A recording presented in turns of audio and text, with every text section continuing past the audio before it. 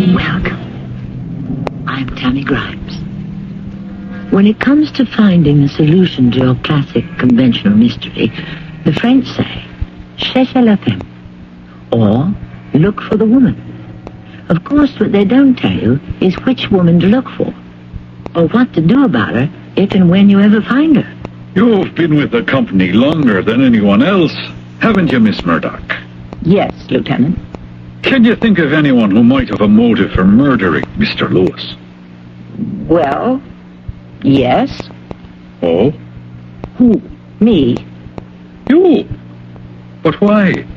He fired me without notice after 25 years. Miss Murdoch, if ever I saw a person who definitely was not the killer type, it's you.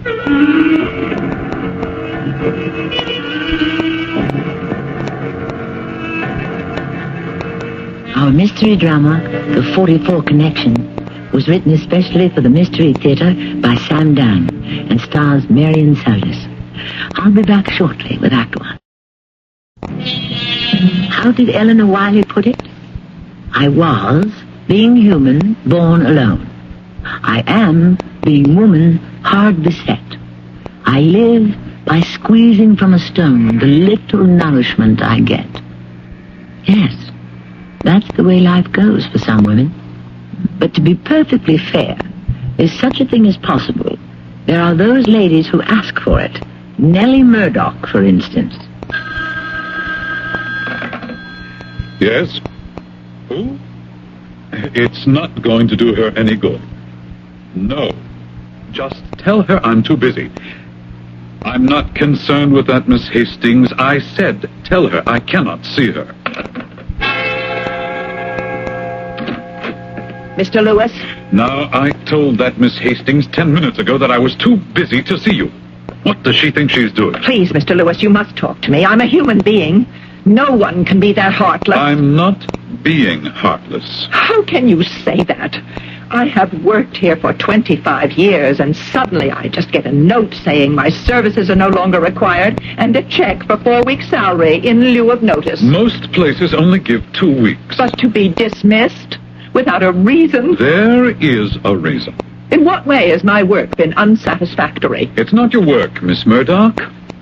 It's you. What's wrong with me? You're too old. I'm only 55. We are revamping the company. There is no longer a place in it for you. But why? We shall now concentrate on product lines directed toward a younger market. Our accent, therefore, must be on youth. Soon we shall create an entire new decor. Our reception area will feature panoramic wall pictures of the latest rock groups. We shall have piped-in disco music.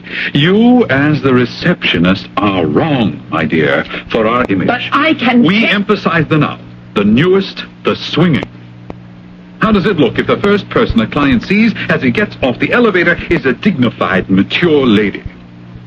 No. Our basic theme must be personified by a young girl with just the right hair and the right costume, the right accent. But is this how I am to be rewarded for over 25 years of dedicated service? Why do people think they have to be rewarded for doing what they are paid for? Listen to me, Mr. Lewis. I've been here for so long, and I know so much about the company. I can be so helpful to so many people in so many ways. But we are becoming a new company, so your expertise is obsolete. But if I work against the new image, couldn't you find a less visible place for me? I have all the necessary skills. You would be psychologically out of place here, Miss Murdoch. And now, if you will excuse me... Please, Mr. Lewis. Excuse me. It occurs to me that I'm beginning to beg. And before I do that, I would rather die. If you find it difficult to act like a gentleman, I find it impossible not to act like a lady. Good day to you, sir.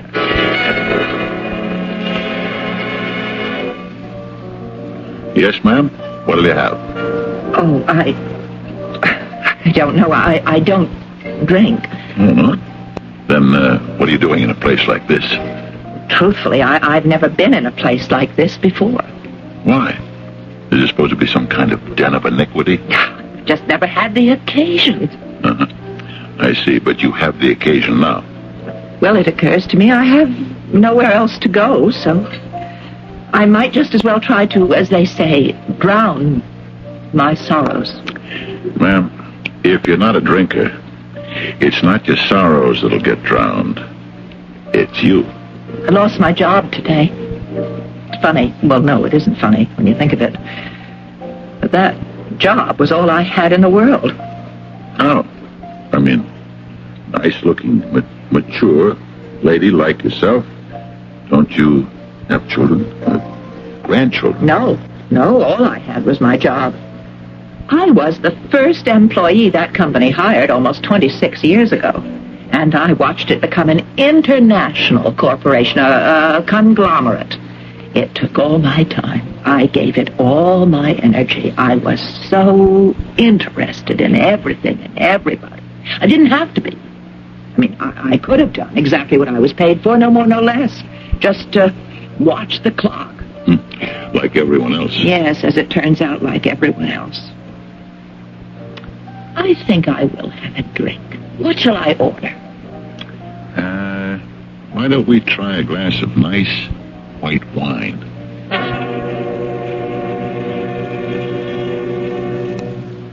I don't believe I told you my name, Jack. I'm Nelly Murdoch. And do you know who my grandfather was? Tom Murdoch. You ever hear of him? I can't say that I have. Oh, he was one of the great heroes of the West, the Wild West. He was the sidekick of Buffalo Bill, William F. Cody. What do you think of that? I think that's just fine. Tom Murdoch. I still have his things. His hat, his buckskin jacket, his boots, his spurs, his twin Colt 44 revolvers. I keep them all shiny and neat, just like new. I have them set up in the corner of my room as if they were a kind of shrine, like a little museum. Yeah, if I were you, Miss Murdoch, I would have a cup of coffee. Coffee? It'll help you sober up. Why do I want to sober up? Tom Murdoch. They call him Tom because he could speak 10 different Indian languages. Do you know that? No. I told you he was Bill Cody's sidekick, and he knew them all. Wyatt Earp, Wild Bill Hickok, that whole crowd. They were just all men who fought for justice in the Old West. You know why? Ask. Why? Because there wasn't any. They had to make it themselves. Well, I'll tell you something. There isn't any justice today either. If there was, could I be fired for nothing after 25 loyal years? Tom Murdoch, what would he have done to a varmint, a sidewinder like that Jeremy Lewis? What do you think? I don't know. Well, I think I do know, but I'm not sure. Why don't I ask Grandfather Tom? You mean he's still alive? He died when I was 15. He was a very old man. But we used to talk about things all the time. Yeah, but if he's dead, how can you ask him? Oh, somehow tonight, I just seem to feel his presence. Yes, and I think he wants to talk to me. I'd like to have another glass of wine. Now, Miss Murdoch, I think you've had enough. I am looking at myself in that mirror. You see how steady my hand is?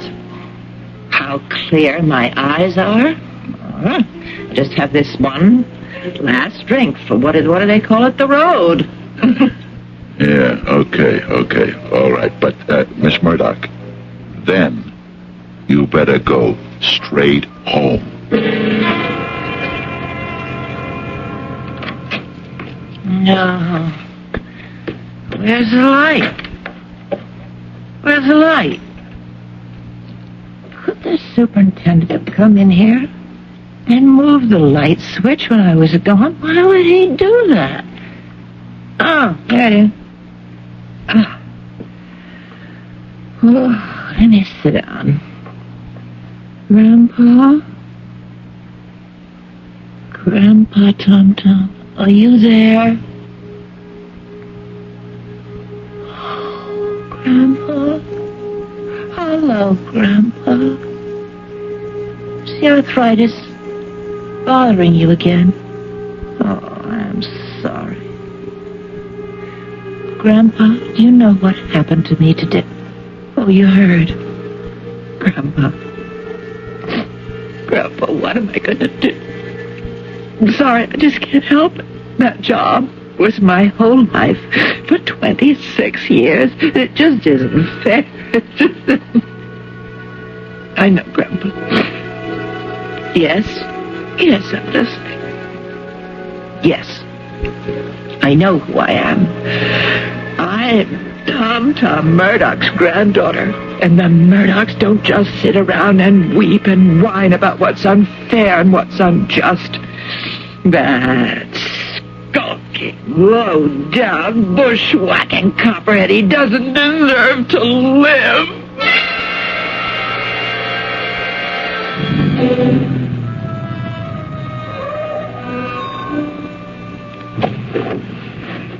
Jeremy Lewis? Huh? Who's that? Have you forgotten me already? It's you, Miss Murdoch. Yes, it is I, Nelly Murdoch. What are you doing here? I told you at the office the way things were, and the way they had to be, and that's the end of it. Yes, that's the end of it. For one of us, at least.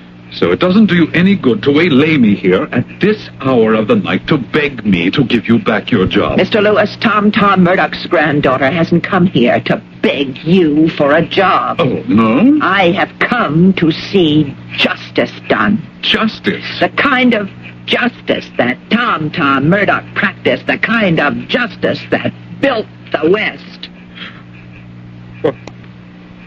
What's that? What does it look like? It's a revolver. Yes. Now, Miss Murdoch, surely you don't intend to shoot me down. No, not in cold blood. Tom Murdoch always gave a man a chance for his life. Listen, Miss Murdoch... This is one of Grandpa's twin Colt 44s. Here, you catch. Don't drop it. It's loaded. Now, I've got the other one. Are you mad? You must be. Hold the gun at your side, muzzle pointing down, just like I am. What are you thinking about, Now, woman? with your thumb, pull back the hammer. All the way back, till you feel it catch. Go ahead. All right. Now, at the count of 3, we will each raise our revolver and fire. You are insane. I shall begin the slow, steady count. Are you ready? 1. That wasn't fair. You didn't wait for 3. 2. No point yanking at that trigger. You have to pull the hammer back again. 3. My turn.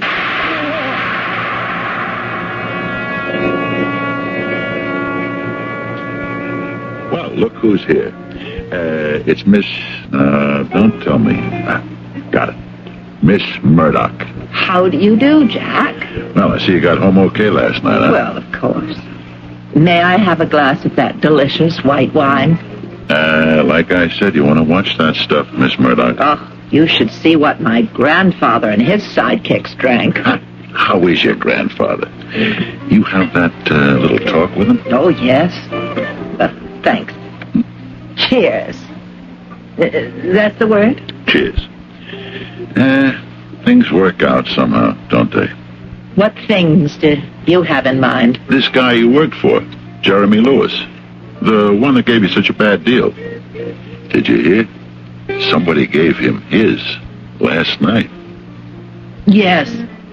I heard it on the news early this morning. Yeah. There's more news, too, on the radio right now. Let's see if they got anything on it, huh?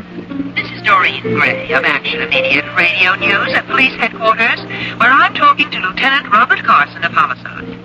Lieutenant, what do we know so far about the murder of Jeremy Lewis? Well, we're running down a number of significant leads, which I cannot discuss at this time. Well, what about the weapon? We just got this report from ballistics. The slug was fired from an old-fashioned 44 caliber Colt revolver. A Colt 44? It took our ballistics expert by surprise at first, but that's what it is. Are there any suspects? Any theories? Well, we're following a certain line of investigation, the details of which I'm not at liberty to reveal. Which means, Miss Murdoch, they're nowhere. Ground zero. Jack, you have to appreciate the fact that things are always difficult for the police in these matters.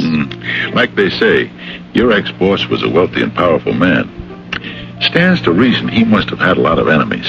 Oh, I'm sure of it. And so the police are running here and there and the other place looking for clues. And they're asking this one, asking that one, and they're getting nowhere. Of course, they didn't ask me. Oh, why? Why should they ask you? Because I know who shot Jeremy Lewis. You do? Sure. You did.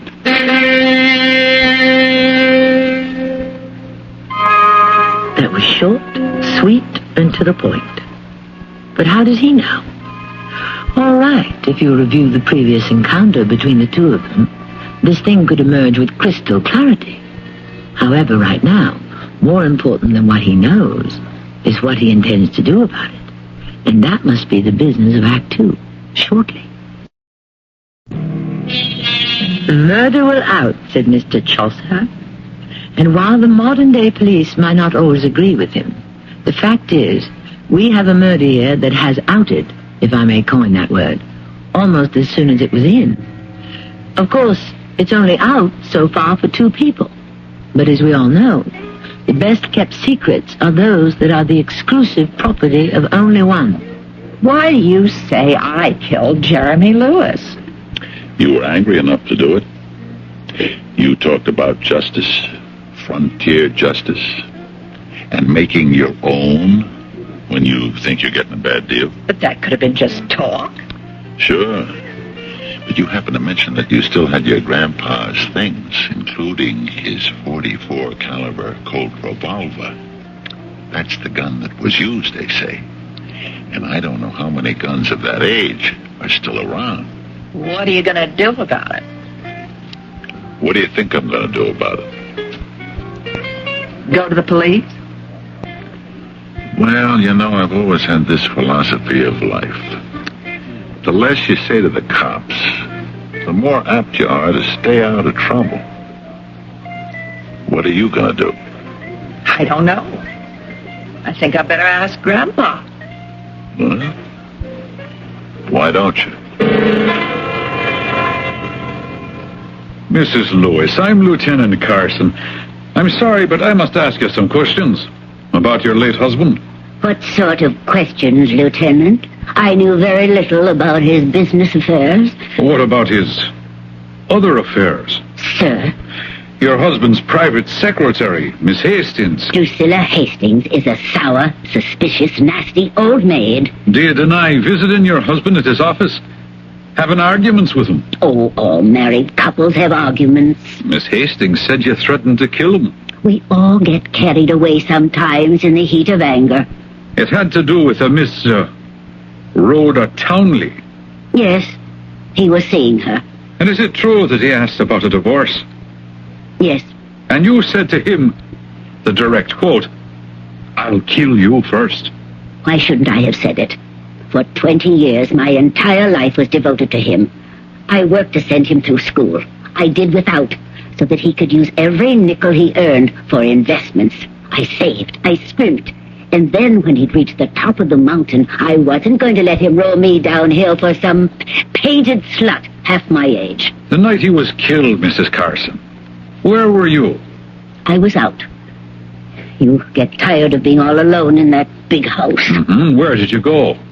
I went to a movie. With anyone? I don't know very many people. Well, what you're saying is you went out all by yourself. Yes. Would anyone remember your being at this movie? How? It's a crowded theater. The ticket seller, the doorman. I don't even recall what they look like. Would you have a ticket stub? I never saved ticket stubs. And how would I know I would need an alibi? Tell me, do you happen to own a gun? I never held a gun in my life. I wouldn't know how to use one. All right, Mrs. Carson. I have nothing more to ask you. But please, hold yourself available for further questions. So, you're Miss Rhoda Townley. What's the idea of this? Why was I arrested? You weren't arrested. Well, why did these two cops come and pick me up? Why did one of them give me that I'll read you your rights rigmarole? You're only being questioned. For what? Let's say, suspicion of murder. Well, why am I being suspected? You know why.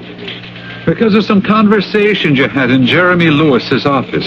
Oh, that snoopy dame outside. Shall we cut through all this, Miss Townley? It's her word against mine. You also had a fight with him at the Parrot Club. Oh, that was just a misunderstanding. Yeah, there were witnesses. He walked out on you. Oh, look. It doesn't mean I killed him. And do you have an alibi? An alibi? Sure. I was with Harry Farrell. Ah, Harry Farrell. A convicted forger, perjurer, and confidence man. Free now on a very shaky parole. What's the truth? You and Harry started the whole thing, didn't you? The idea was for you to attract Jeremy Lewis. Then the two of you would set him up for blackmail. That's a lie. What you had no way of knowing was that Lewis didn't care, couldn't care less whether his wife knew he was unfaithful or not. All right, Lieutenant. I'll make a confession. Should I get a stenographer? Yeah, it did begin as a con game. Well, sure, we tried to set him up as a mark, but, see, after a while, it wasn't a game for me anymore. I fell for the guy. I mean, I really fell for him. Is that a fact? A week ago is when the blackmail scheme blew up. You kept trying to get in touch with him. He wouldn't see you. Finally, you practically broke into his office, and you said, I quote, "If you don't take me back, I'll either kill you or kill myself." Well, you didn't kill yourself. Well, look, I may have said that. Yes, and you also may have had some help. I tell you, I don't know anything about the murder. Well, you can go now, Miss Townley. But you must keep us informed as to your whereabouts. But I have an alibi. Yes, we'll see about that, too.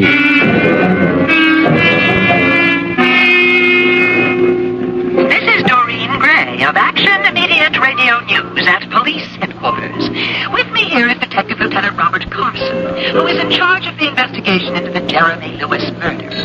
Lieutenant, we understand you questioned Mrs. Lewis today. Yes, I did. Is she a suspect? I can't answer that question. You also brought up Miss Rhoda Townley in for questioning. Is it true that she and Jeremy Lewis were having an affair? I cannot discuss that publicly. Are either of those two women active suspects at this time? I'm sorry I can make no further statements. Thank you, Lieutenant Carson. And there you have it. Listen. And so that's that, Nellie. What happens now? What happens now? Well, I mean, you were going to check it out with Grandpa, remember? Oh, yes. I did. Yeah? And how does Grandpa stand on all this? Tom Murdoch never told a lie in his life, and he wouldn't tolerate lying from any other member of his family. He always told the truth, and when I asked him, Grandpa, what should I do you know what he said? He said, Nellie, you just tell him the truth. Oh, so then he advised you to confess. No. He just told me to answer each question truthfully. And that is exactly what I intend to do. Yeah, well, won't that be the same thing as confessing? No. This I have to hear. Well, the police will come to see me sooner or later. I'm sure of it. Why? They'll have to extend the investigation, won't they? I mean, I worked there for over 25 years. How can they not talk to me? I'm surprised they haven't come calling already. So, when they do question me, I'll follow Grandpa's orders and I'll tell them the truth. But then they've got you. But only if they ask me the right questions. See? If they should ask right out, did you kill Jeremy Lewis? I'd have to say yes. But, suppose they don't ask. You say you'll tell the truth to each question. The truth. Could you give yourself away somehow, no matter what they ask you? Grandpa Tom once told me that General George Armstrong Custer had asked for volunteer scouts for an expedition against Chief Sitting Bull. And when he asked why he didn't volunteer, Grandpa replied that volunteering was against his constitutional principles. I understand. And therefore, he said to me that while I was not allowed to hinder this investigation, I was not required to assist it either. Miss Murdoch, why don't you have one on the house?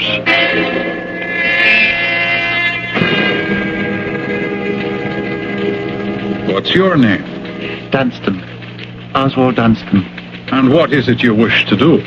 I am here, Lieutenant, as I told the officers downstairs, to confess to the murder of Jeremy Lewis. You say you shot Jeremy Lewis. Why? He deserved to die. For what reason? To teach him a lesson. Well, how can that lesson do him any good? I should have said to teach a lesson to people like him. And what kind of people? People who exploit the weak, who ravage the resources of the earth. And for that reason you decided to shoot him? For that reason he was condemned to death. Condemned? And how did you kill Mr. Lewis? That one our answer. I waited for him in his home that night. As he got out of his car, I shot him. And what type of gun did you use? You know very well. A .44 caliber Colt revolver. Now, where did you get it? It was given to me by a friend. And what is this friend's name? I shall never reveal it. And have you anything else to say? Haven't I said enough? Well, all right. Eddie, bring in a stenographer to take down a statement, and then you can book him. You don't believe me, Lieutenant?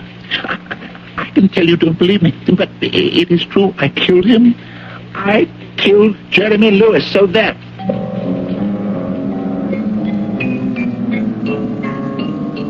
We know it isn't true, but who else does? Certainly not the police. And if this latest arrival, this Mr. Oswald Dunstan, can be convincing enough, who knows?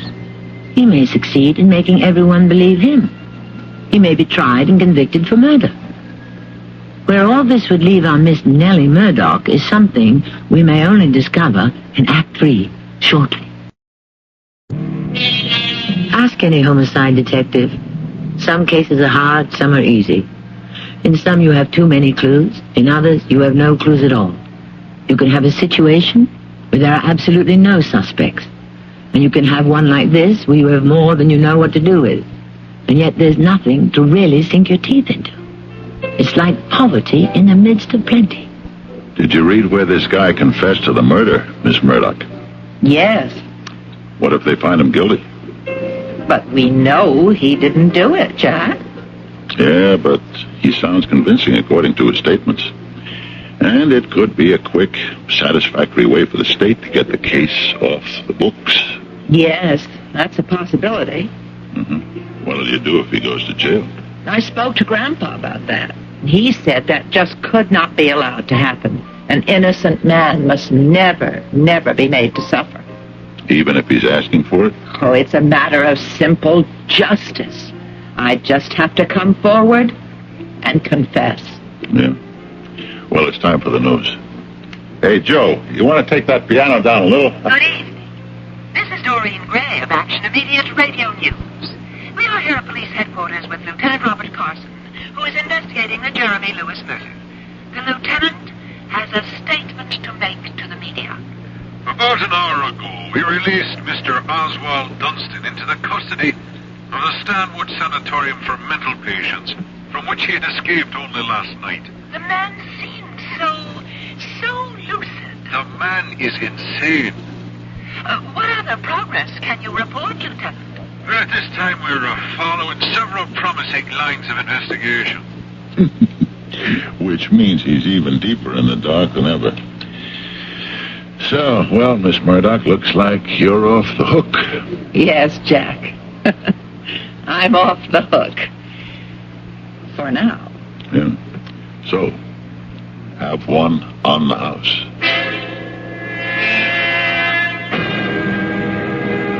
Miss Townley, Lieutenant, what do you want from me now? once again, we'd like to discuss the Jeremy Lewis murder.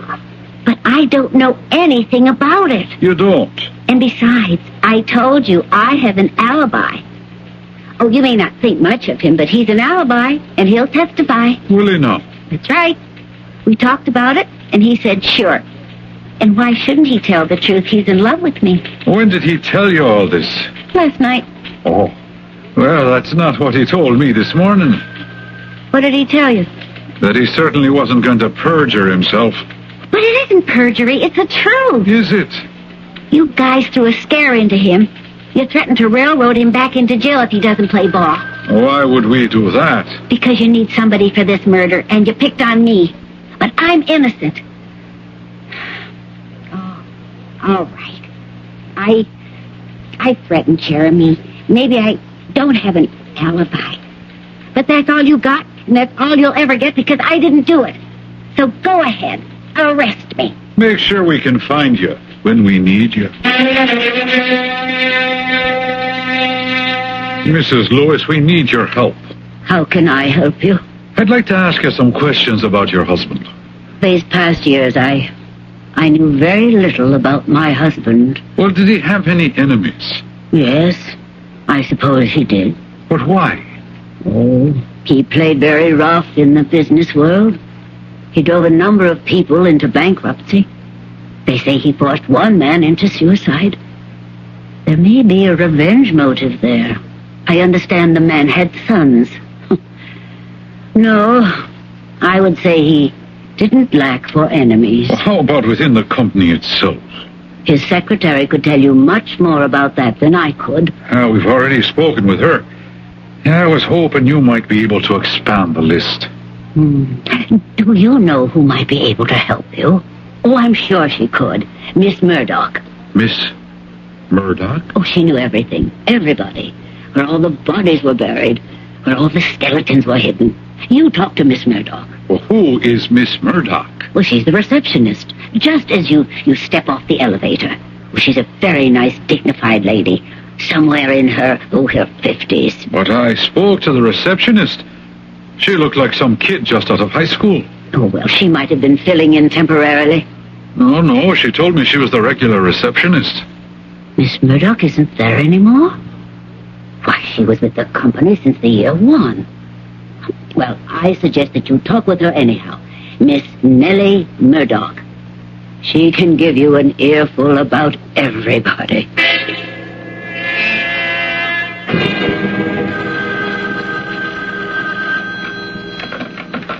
Hello? Miss Nelly Murdoch? Yes. Miss Murdoch, I'm Lieutenant Carson of the Homicide Division.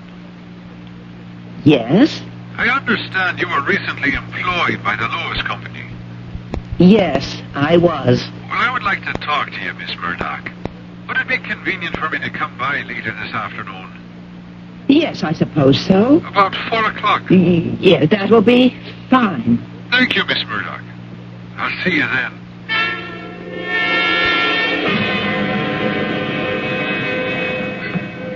Jack, Yeah. What is it, Miss Murdoch? they're coming. Who? The police. A detective called and made an appointment to see me at 4. That's 2 hours from now. Well, you knew it would happen sooner or later. Yes, but I was hoping for later. Well, I want to wish you luck. Of course, there's a way I could get out of it. Altogether. Be completely in the clear. How's that? No, I can't tell you. Why not?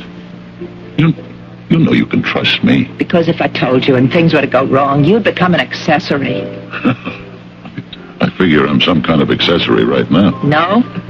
All you're doing is guessing. You have no real proof. I'll have to ask Grandpa. Wait, before you go. Have one in the house.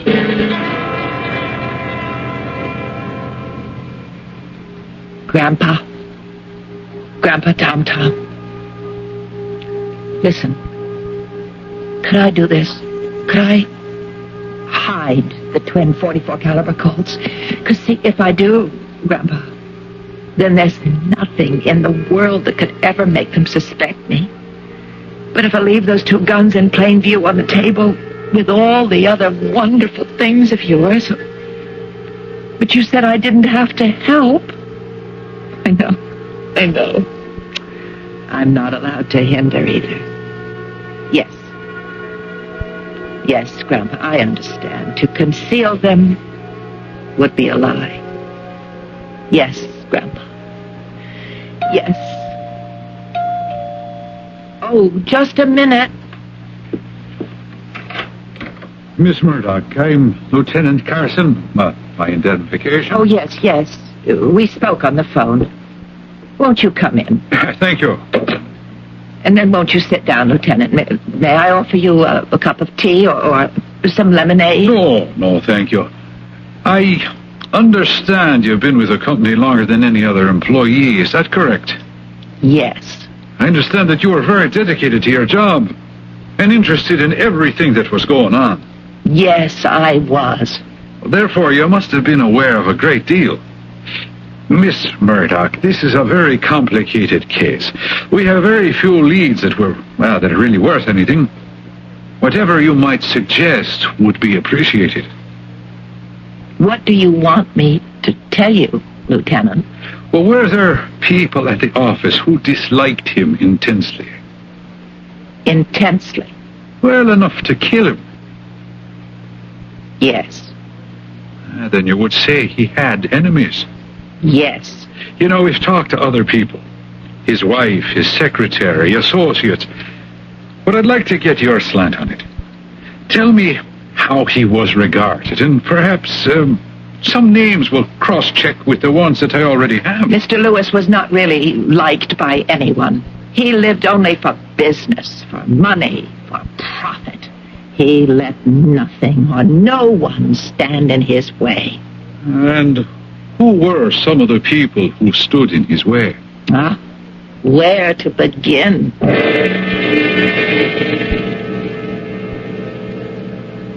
I must say, Miss Murdoch, it's quite a list.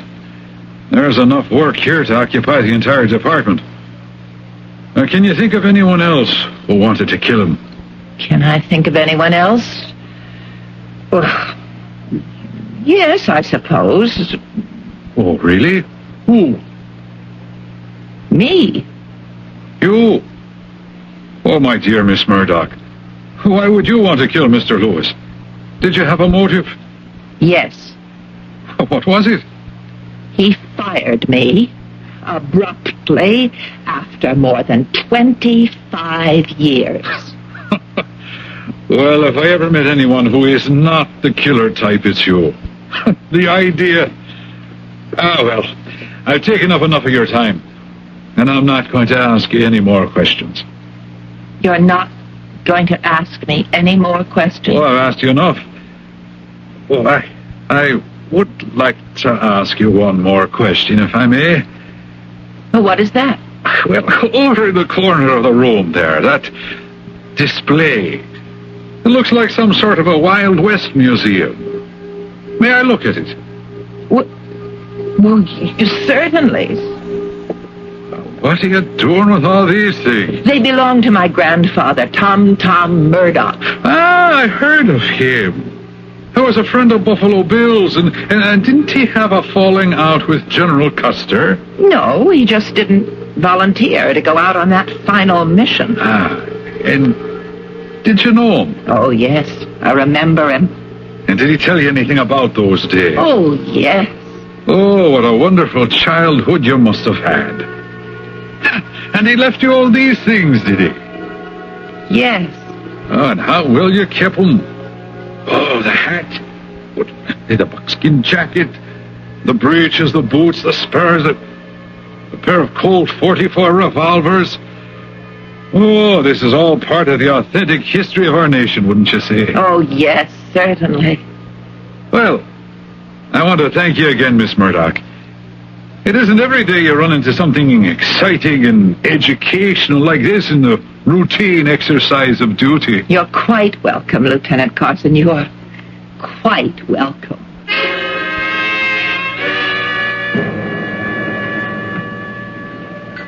So, Miss Murdoch, how did it go? Well, I'm here. And you mean he didn't? I promised Grandpa Murdoch I'd tell the truth. Had Lieutenant Carson point blank asked me, I would have told him. But he didn't point blank ask me. Yeah, but didn't he see all that Western stuff in the room? Oh, yeah.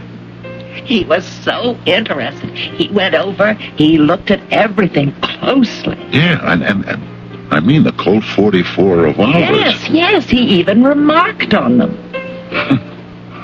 Well, sounds like you're in the clear. Perhaps. What do you mean, perhaps?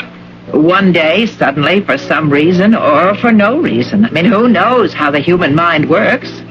That lieutenant may suddenly be struck by the significance of those Colt revolvers. He can make the connection. Then again, it may never happen. That's right. Well, at any rate, there's nothing we can do about it. Is there? Not that I can think of. Hey, have a drink on the house. And there we must leave it for this go-round, anyhow. Will the mysterious mental forces that govern insight and inspiration ever make what might be called the 44 connection for Lieutenant Carson? If they do, you will hear all about it sometime, because it will create another story. The title of our story is The 44 Connection, because it deals with intuitive powers of deduction. For example, an apple fell from a tree and hit Sir Isaac Newton on the head. From that he deduced that there was such a thing as the force of gravity. From that we can also deduce that most people have to be hit in the head also before they can comprehend what has been in plain sight all along. Connections. Connections that are made, connections that are missed. That's the true story of our lives, isn't it? Our cast included Marion Seldes, Evie Juster, Lloyd Battista, and Fred Gwynne. The entire production was under the direction of Hyman Brown. This is Tammy Grimes, inviting you to return to our Mystery Theater for another adventure in the macabre. Until next time, pleasant dreams.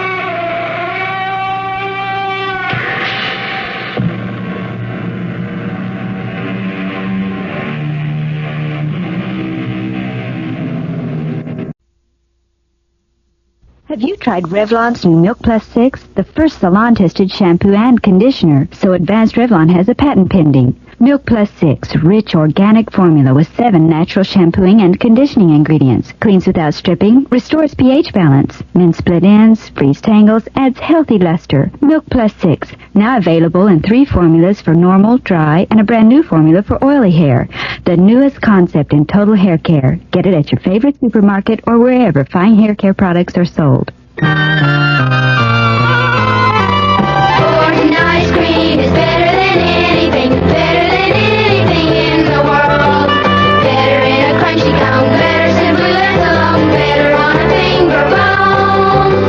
Melted down by the pound, soft as swirl, licked and twirled. Orton ice cream is better than anything in the world. The CBS Radio Mystery Theater presents...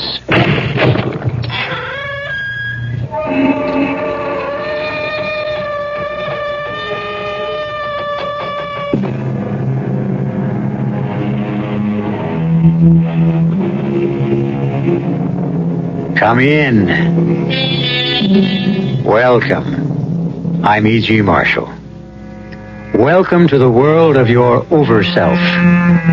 What is the man talking about? Over-self? What's that? Well, you might say it's that part of you where your imagination resides. The truth is that, according to any number of religionists, you don't exist at all. Only your imagination. When you refer to myself, you are actually talking about an illusion created by your over-self. Confusing? Certainly is to me. And it was more than confusing to Amanda Phillips. You are not a ghost, Morley? Of course not, Amanda. Well, I dare say you would call me a ghost, but ghosts don't really exist. They're people. They simply live on a different plane of existence. I don't know what to say. Well, then don't say anything. That's the trouble with people on your plane. They say too much. But these different planes of existence, Morley, it's confusing. I simply don't understand. You will, my darling. You will. If you dare.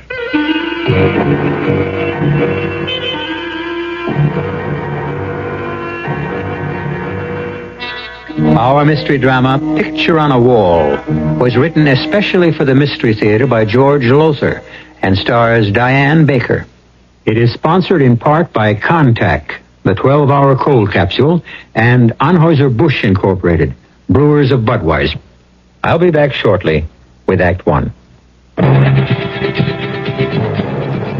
There is a fresh new spirit sweeping the land. A free spirit that demands good products. Products that satisfy your sense of good taste and desire for economy. But above all, products that perform. Buick has been touched by this spirit. And this year, our crisply designed, solidly built Buicks will bring joy even to the most demanding of free spirits. The 1975 Buicks, dedicated to the free spirit in just about everyone. Hi, my name is Sammy Davis Jr. Would you believe that a whole generation has grown up since the first American kids went out to trick-or-treat for UNICEF on Halloween? In those 20 years, they've helped the United Nations Children's Fund provide better food, medical care, education for millions of children in developing countries. This Halloween, our kids will be on your doorstep again. Please drop a few coins in the orange box. For them, Halloween is a lot of fun. For UNICEF's children, it's a chance for a better life. Thank you. Peace. How many things can your family do together? Go to a movie? Go to a circus? Go on a picnic? Go on a vacation? Face it, in today's America, family fun is hard to come by. And with busy schedules, just getting the family together is not an easy thing to do. How would you like to have a little family fun every week? How would you like to learn together? How would you like to grow together? And how would you like to help your son get an edge on growing up? Cub Scouting is helping families like yours be a family. It sure helped ours. Today's Cub Scout program is just as much for families as it is for boys. So when your son wants to join a Cub Scout pack, remember to take along the whole family. That's what Cub Scouting is all about. For the Cub Scout pack nearest you, call the Boy Scouts of America. They're in the white pages of your phone book.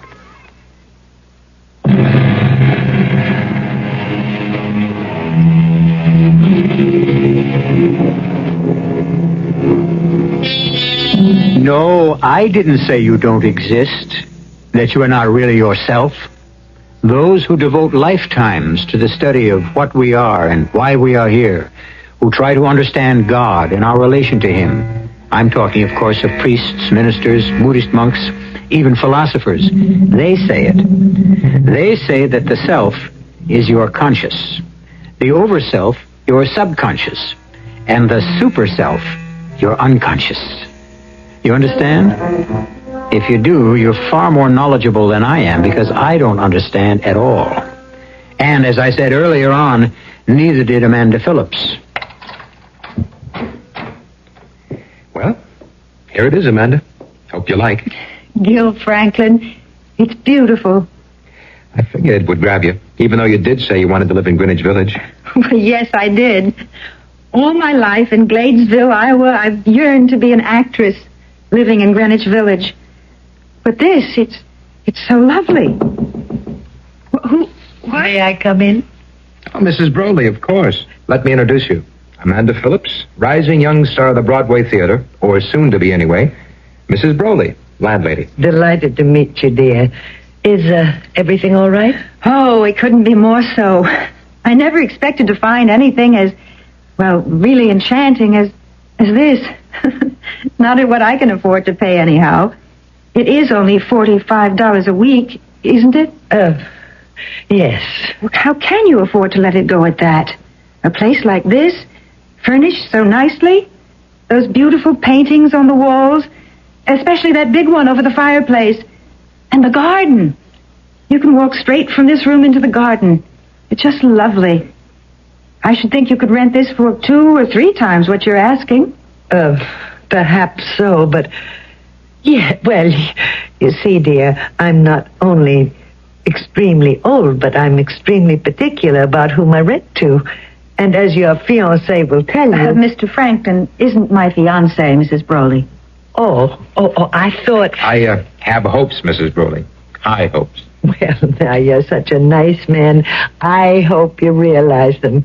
Because certainly Miss Phillips is a most attractive and desirable... something wrong, Miss Phillips? That smell. Smell? Aroma, I should say. A scent. The scent of lavender. Why, it's a cologne I use. Yes, a cologne, lavender. Now, if there's anything I can do to help you get settled in, dear, anything you need, then you just pick up the telephone. Just to pick it up? It connects to a switchboard. I'll answer. Well, make yourselves comfortable. Strange. What? The smell of lavender. I didn't smell it until at least several minutes after she came in here. And another thing, it seemed to come from that direction, out there in the garden. And Gil... Yes? She's gone, but the scent, it's stronger. You're imagining things. I don't smell anything. And no, I don't have a cold. Very strange. Look, I've got to get back to the office, or the law firm of Belding and Maxwell will be firing their youngest partner. But I'll see you for dinner tonight, okay? Very okay. Pick you up at 7. Well, better unpack my bag, put things away. That scent. It must be coming from the garden. Locked. And no key. Yes, Miss Phillips. Mrs. Broley, the French doors into the garden, they're locked. Yes, dear. I keep them locked. You do? For your protection. You see, anyone who wanted to could get over the fence around the garden and, well, an ounce of prevention, you know. Yes, but I want to use the garden. What I can see through the French doors, it's enchanting. That fountain. The fountain doesn't work, I'm sorry to say. Hasn't in years. Even so, it'd be a nice place to sit. Those stone benches and everything. Would you bring me the key, please? Why, yes. If I can find it. Find it? I'm not quite sure what I did with it. But don't you worry now. I'll do what I can to find it. I certainly shall. Well, I just never. Never what, man? Oh, what? Who are you? Norcross is my name. Morley Norcross. Do please forgive me. I had absolutely no intention of startling you. I turn around to find you leaning casually against the French doors. The open French doors. And you... How? How did you get here? Over the fence, you might say. And how did you open those locked doors? I didn't find them locked. Well, I did. Well, perhaps it's one of those knobs. You can open them from one side, but not the other. Let's have a look, shall we? I'd rather not, if you don't mind. I'm sorry. You're angry with me. I've offended you, Amanda. You know my name. Tit for tat. You know mine. But you told me yours. Then it's altogether possible that rather huge label on your luggage told me yours. Of course. See? For a moment, well, you won't believe it, but I thought you might be some kind of ghost or something. I believe it. Might I have the pleasure of showing you your garden? If you will step through your French doors into your garden, then, Miss Phillips, you can all but smell fall in the air. And lavender. Yet I don't see any in the garden. My cologne, I dare say. You use lavender cologne? Yeah, old-fashioned, isn't it? For a man, I mean. Why, perhaps, but I like it, Mr. Well, I say, call me Morley. If we're going to be friends, that is. And I hope we are. Do you? Why not? Why not, indeed? Beautiful fountain, isn't it? Yes. Yes, it's beautiful. It's simple. A peasant girl holding a tilted pitcher on her shoulder. A pitcher from which the water used to pour into that large stone basin at her feet. Used to? 60 years ago, or so, yes. 60? How do you know that? Oh, how do I? Well, yes. You can't be more than, 40, say. Thank you, my dear. So how would you know that this fountain hasn't, fountained in more than, 60 years? 16 years, I said. 16. And, well, I know because I once lived where you're about to live. In that service flat, living room and kitchenette? Mm-hmm. What did you do? What kind of work? I was a dramatic coach. You don't mean it. A dramatic coach? An excellent one, I might say. Would you, well, I hardly dare ask this, but, would you coach me? Of course. I fully intended to. You? Yes. Oh, now, Mr. Norcross. Morley? Morley. Well, you might have got my name off the luggage label, but you couldn't possibly know that I want to be an actress. No? No. What is it? Ever read Sherlock Holmes stories? No. That's too bad. They're fascinating. Holmes could look at someone he'd never seen in all his life before and tell him everything about himself. I was an avid reader of Holmes, and somehow I picked up the technique. For example, your makeup. Oh, what about it? Unless I'm mistaken, on your cheeks, that's anistic rosy glow, isn't it? Yes. And a touch of daylight orange in the corner of each eye. You're amazing. Of course, on stage, you'd use vermilion, but for daytime wear, you're most astute. And then, of course, your clothes are a dead giveaway. To say nothing, my dear, nothing of your warmth. Unbelievable, Morley. Elementary, Watson. Elementary. Would you like some tea? Do you have any? I mean, you just moved in. In my suitcase. Then I'd love it. Come along inside. No, I'll sit here. I'll sit here. It's such a pleasant afternoon. I'll be as quick as I can.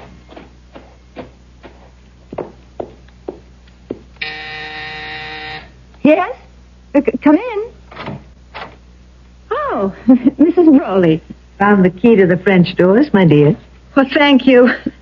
Though I am not sure I'll need them now. Oh, I'm glad you've decided to leave them locked. Much safer. But I haven't decided to leave them locked.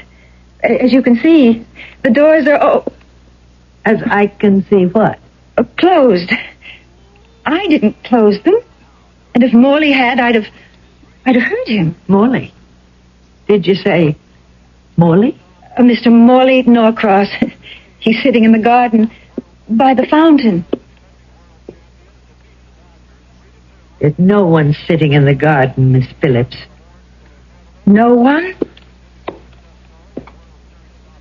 Why, he's gone. And the door's locked. Of course. Why are you looking at me like that, Mrs. Broley? Miss Phillips, finding this key put a very old woman to considerable trouble. Now, I don't mind that. I'm accustomed to it and delighted to make my tenants as comfortable as possible. But I don't like having games played on me, Miss Phillips. I don't enjoy being made a fool of.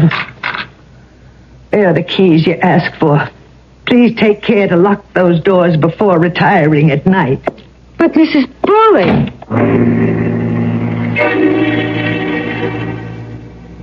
Amanda, you were dead tired, beat. You probably stretched out on that couch to rest and fell off to sleep. You dreamed it all. You had to. I don't remember lying down, Gil. I didn't.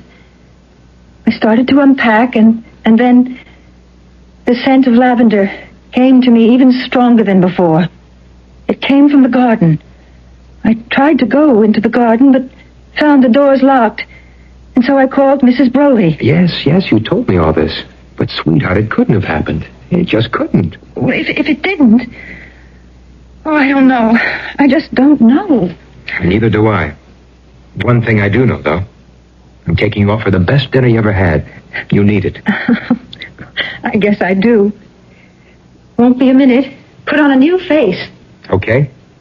Know something? What? I did all right by you, finding this place. Comfortable, homey. Even the paintings on the wall. Not the usual crummy stuff you find in a place like this. Pretty good art. This one over the fireplace is a knockout. I haven't had a chance to look at it, really. It's by, I don't know, some name here at the bottom. Can't make it out. Dated... I can make that out. 1909. It's called The Dramatic Coach. Oh? Shows him, the coach, teaching a girl how to act. Very handsome guy. Tall, wavy chestnut hair, worn kind of long. Blue eyes, I think. Gray at the temples, strong nose. Very strong nose. Oh. Ready so soon? Let me see that. The painting? Yes, the... Huh? Amanda, what is it? The man in the painting. The dramatic coach, Gil. That's Morley Norcross.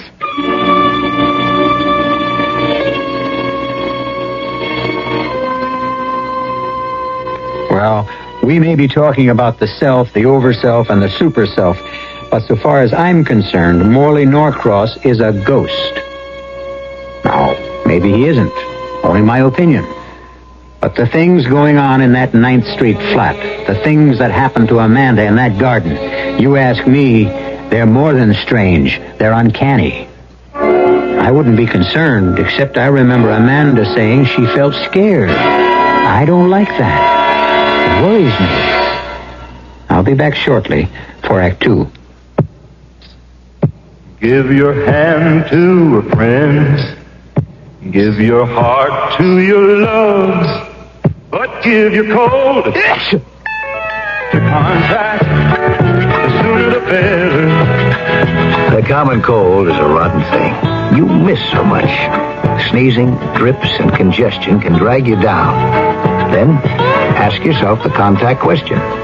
6 or 3 or 1? You'd need 6 cold tablets, 2 every 4 hours, or 3 ounces of Cold's liquid, 1 every 4 hours, or just 1 contact for up to 12 hours continuous relief of those symptoms. That's daytime, then nighttime relief. Both the others have things for aches and fever, and the liquid, something for coughs. Not found in Contact 600 Tiny Time pills. Give your cold to contact. 6 or 3 or 1. Take Contact. Only as directed. Hot dogs, Armour hot dogs. What do kids put on Armour hot dogs? Mustard, ketchup, lots of relish too. Pickles, onions, even peanut butter too on hot dogs. Peanut butter? Armour hot dogs. Sure, kids and moms love Armour hot dogs because they're made with fine meat. No cereals, no extenders, 100% government inspected. Hot dogs, Armour hot dogs. The dogs kids love to bite. Yeah! If at times you suffer arthritis minor pain and its stiffness, get Deep Strength Arthritis Pain Relief Rub. Deep Strength is made especially to give fast, temporary pain relief, so you can move more easily. Deep Strength's strong, concentrated warmth vanishes deep into skin, increases blood circulation over the painful area. Brings relief for hours. Get Deep Strength Arthritis Pain Relief Rub. The modern rub from Musterol.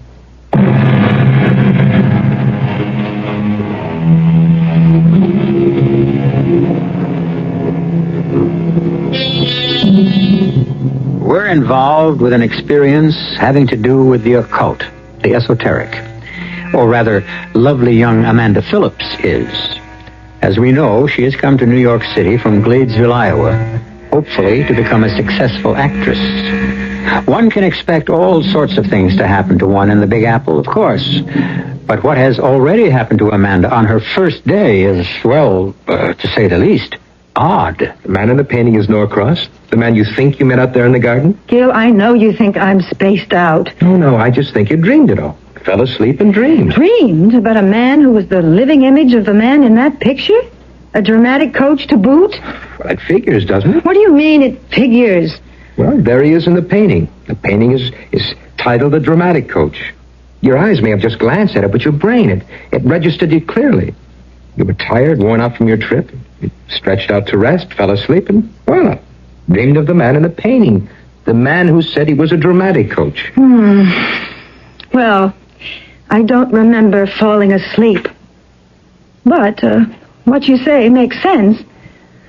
That's what must have happened, I guess. Sure. And speaking of getting rest, young lady, you've had a long, tiring day, so, I'm going to split. Oh, it's only 10 o'clock, Gil. You don't have to... No, you're tired. And now that I've got you here in New York, you can count on seeing a lot of me, if you want to. Oh, of course I want to. You sound as if you really mean that, Amanda. Oh, Gil. Sweetheart, you know how I feel about you. It's just that... The great white way beckons. It's a career on Broadway or nothing. No, a career on Broadway or marriage and kids. Oh, Gil, darling, look, I've got to try it first. I've got to satisfy myself that I've got talent or I haven't. That I can make it or I can't. That... Look, I've just got to have my chance. Be patient, please. For you, I'll outdo the patience of Job. Good night, honey. Good night, my darling. Oh, I am tired. Into bed, Ethel Barrymore Phillips. What? Lavender. The scent of lavender again.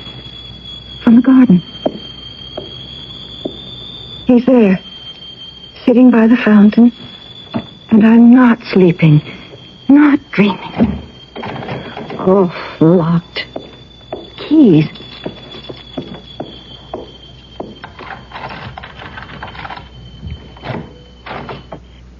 Morley? Amanda. What are you doing here at this hour? It's such a beautiful evening. Full white moon. Yes. Isn't it an enchantment? The jet black buildings tall against the night sky.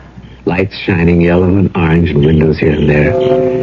And here, right here in the midst of it all, a small oasis of peace and quiet loveliness. You keep talking like that, Morley, and you will cast a spell over me. I will, won't I? Amanda, do you mind my coming here of an evening, now and then? I won't, if you say no. Well, no, I suppose it's all right. You come when you want to. Thank you, my dear. Thank you. Morley? Yes? There's a painting over the fireplace. It's called The Dramatic Coach. And the man in the painting, the coach, looks exactly like you. Yes.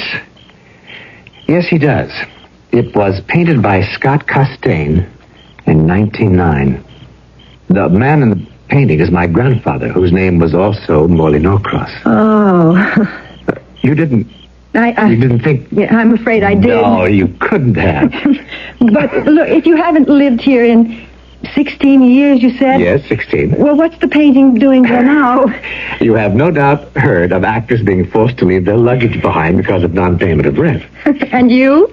Oh, Morley. Well, it's quite all right, Amanda. It's quite all right, especially since I can look at it almost as much as I want to. I can take a peek now and then through the French doors. You poor man. You love that painting, don't you? You're very perceptive. Yes, I do love it.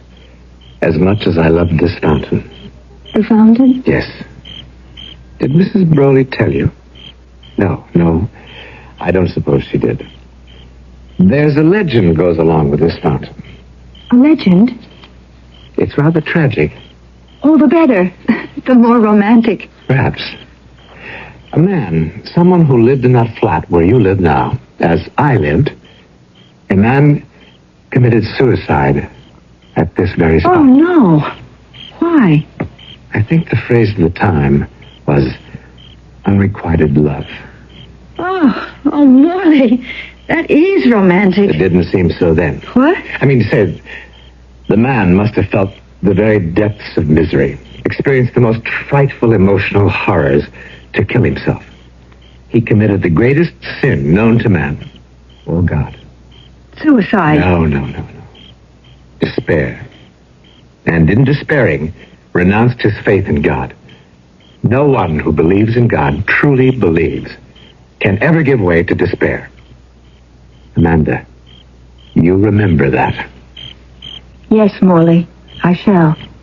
As for the legend, the fountain ran red with blood. His blood.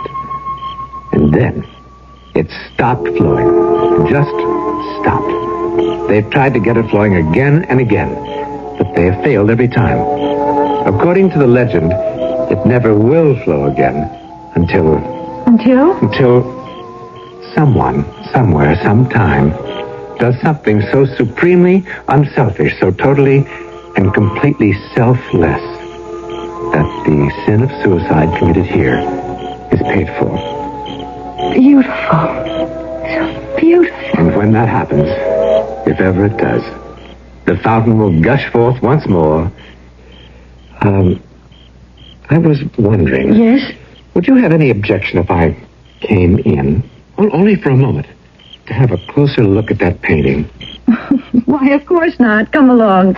Thank you, Amanda. Your grandfather, was he a dramatic coach, too? Or did he just pose for No. He coached actors and actresses just as I do. Well, there it is. Yes, there it is.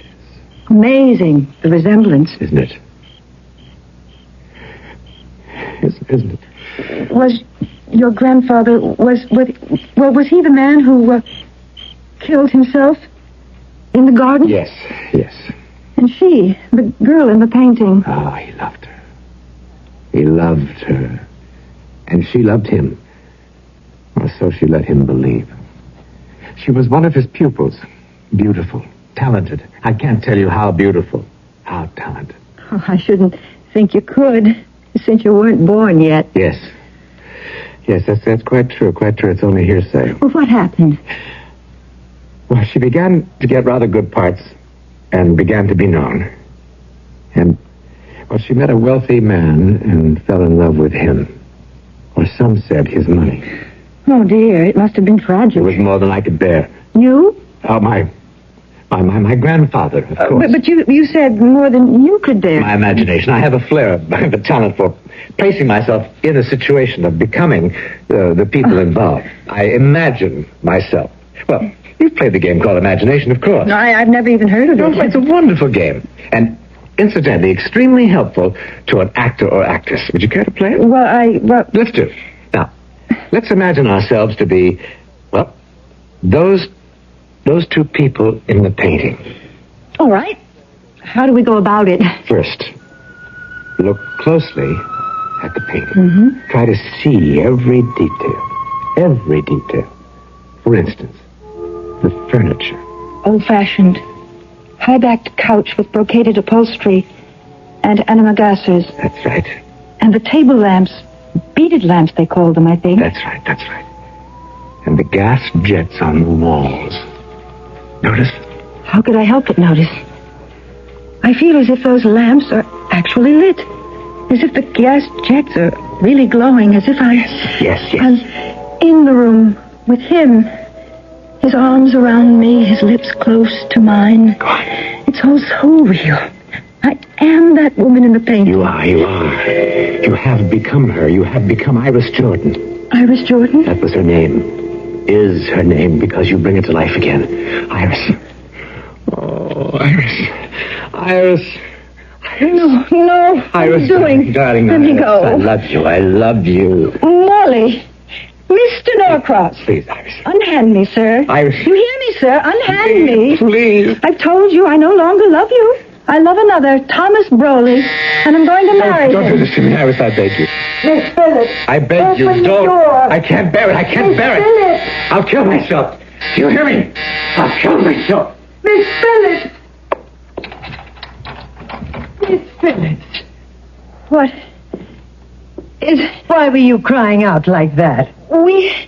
I guess I got carried away, but we Only playing a game. A game? We? Morley Norcross and... Why, he's not here. Mrs. Broley? Broley?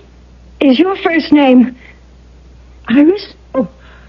Oh, what if it is? Were you the girl in that painting? I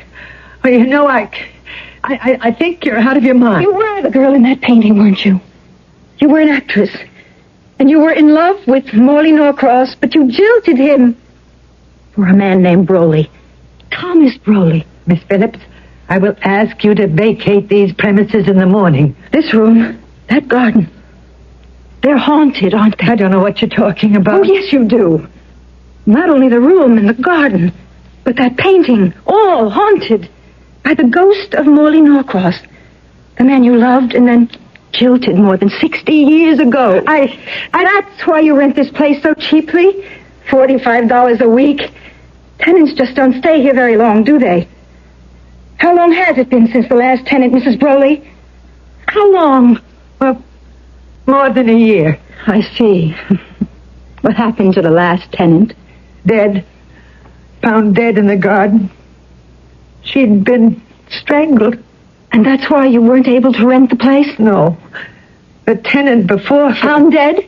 Strangled? Yes, Oh, my dear child, I only pretended to be angry with you and demanded you to leave to save your life. After letting me rent the place? I hoped the haunting was over, but I see now it isn't. Morley's ghost will haunt this place, haunt me till the moment I die. You must go in the morning. No. No. I'm not afraid of ghosts, Mrs. Broley. But more than that, I don't want to leave. Don't ask me why. I don't know. I'm afraid I do. What? Because you've done what I'm almost sure the others did. They couldn't bring themselves to leave either. And they didn't know why. Nor did I then. But I think I'm beginning to know that. You've fallen in love with Morley Norcross, Miss Phillips. You've fallen in love with a ghost.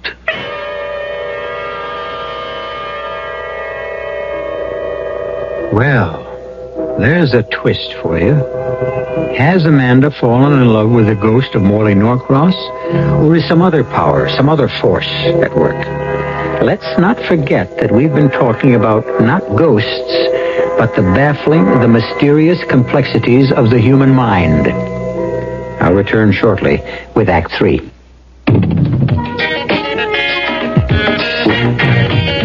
When you say Budweiser, when you say Bud, you said a lot of things nobody else can say. When you say Bud, you've gone as far as you can go to get the very best. When you say Bud, you tell the world you know what makes it all the way. When you say Bud, you say you care enough to only want the king of beers. There is no other one. There's always something left. Because the king of beers is leading all the rest. When you say Budweiser, and you said it all. You've said it all. Anheuser-Busch, St. Louis. At McDonald's, our hamburgers are 100% beef. Lean beef. Leaner than most ground beef you could buy. And you can count on it. You can count on our beef. It's 100%. You deserve a break today. At McDonald's. 100% beef. You can count on it. Hey, mellow, huh? Nice sounds like these are really sensational over a Delco car stereo tape system. The one with the tape deck concealed behind the radio dial. Ingenious. Order yours from your GM dealer. He can wrap it up in most models of GM's new 1975 cars and trucks.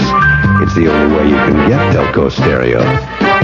Delco Electronics, the sound of General Motors.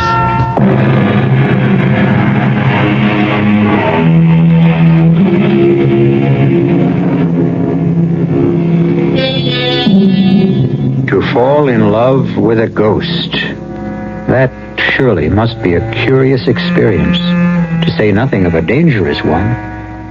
Especially when, if previous tenants of Amanda's little apartment did the same thing, they were strangled to death as a result.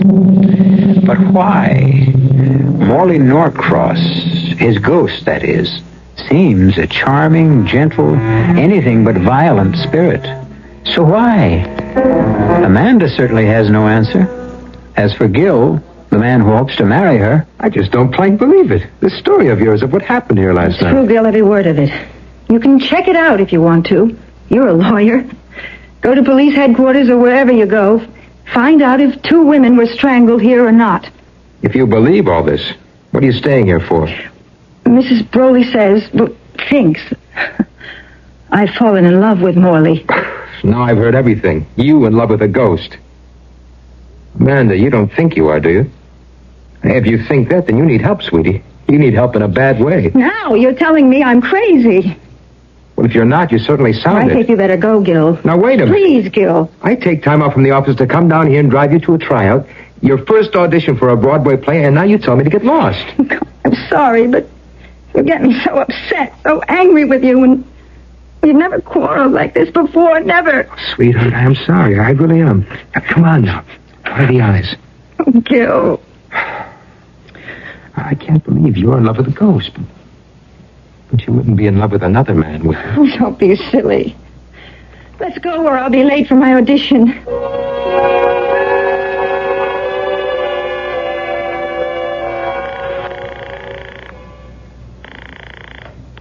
Building in Maxwell. Gilbert Franklin, please. One moment. Hello? Gil? Amanda. Oh, Gil, I'm so excited. You got the part. Not the little part, the walk-on. Gil, they listened to me for the ingenue lead. And I got it. I got it. Ingenue lead? Hey, that's fantastic. I can't believe it. I can't either. Now, this calls for a celebration. I'll take you out to dinner tonight. Champagne dinner. No. Let's celebrate here. At your place? I haven't cooked in a week. I'll go out and do some shopping. Okay, and I'll bring the champagne. Enough for the 3 of us. The 3 of us? You, me, and your ghost boyfriend. I don't think that's very funny, Gil. Uh-oh, I put my foot in it again. Forgive me. Now, come on, tell me you forgive me. I forgive you. And, honey? Yeah? Ask Morley Norcross to forgive me, too. Well, I just never. I just never. You know, Amanda, that's virtually becoming a cue line for me. Morley? Why have you gone so white? Why are you trembling so? I know now that you're a ghost. Oh. It makes me feel scary. Oh, please, no. The last thing in the world I want is to frighten you. Now, you ought to know that, particularly since I did all I could today to help you get the ingenue lead in Hope Springs Eternal. You? Didn't you know? Yes, I did. I felt something. Something that lifted me above myself, above my talent. That made me act as I've never acted before. But I didn't know it was you. It was. I was there all the time, coaching you. Now, still frightened of me? No, not really. Only... Yes. Did you strangle them, Morley? The 2 women who lived here before you? Yes. I confess it, I did. Why? The painting there above the fireplace. I didn't tell you the whole story behind it. Why not? I was ashamed. Ashamed? Of what I did to Iris, or tried to do. You see, my dear, she didn't leave me for Thomas Broley just because she'd fallen out of love with me. I was the reason she fell out of love. My ungovernable temper. Temper? Rage is a closer word. Violent rage. Another word for it would be ego. My ego that demanded its way or I would fly into an insane fury. Iris, yes, the withered little woman who was your landlady, feared me. Loved me, but feared me. And that is why she left me. That is why, let me also confess, I killed myself out there by the fountain. Not from despair, as I told you. Not from misery. But from sheer, limitless, violent rage. And I have been paying for it ever since. Oh, Morley. You helped me today. How can I help you? Amanda, are you sure you want to? Oh, yes. Very sure? Very sure. Then meet me by the fountain tonight at 10 minutes of 12 tonight. 10 minutes of 12? That was the hour I took my life. Promise you'll be there. I'll be there, Morley. I promise.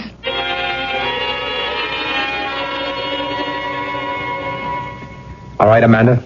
All right, I'll leave. Gil, don't be angry. What'd you expect me to be? I invite you to dinner to celebrate. You say, oh, no, come to my place. I'll make dinner. I come, I bring the champagne, and from the minute dinner is over, you keep suggesting I leave. Gil, it's late. 11:45 midnight is late. It is for me. I've had a long, nerve-wracking day, and Okay, I'm going.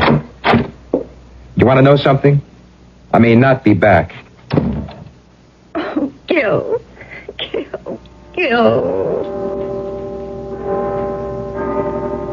The scent of lavender coming from the garden.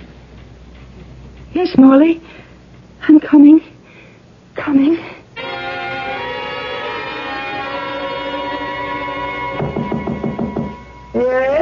Yes, who is it? Gil Franklin, Mrs. Broley. Just a minute.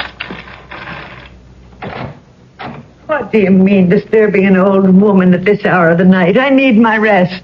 And I need my girl, Mrs. Broley. The girl I intend to marry. Oh, what's that got to do with me? Maybe nothing, maybe everything. All I know, there's something queer going on here, especially tonight. And I intend to get to the bottom of it. Mrs. Broley, I want to know the whole story. The whole story, you understand? Of what's happened in that room since Morley Norcross committed suicide over 60 years ago. Morley. I startled you again. Not really. It's just 10 of 12. At a beautiful moonlit night. Very beautiful. You're ready. You're sure you're ready to keep your promise. Oh, yes.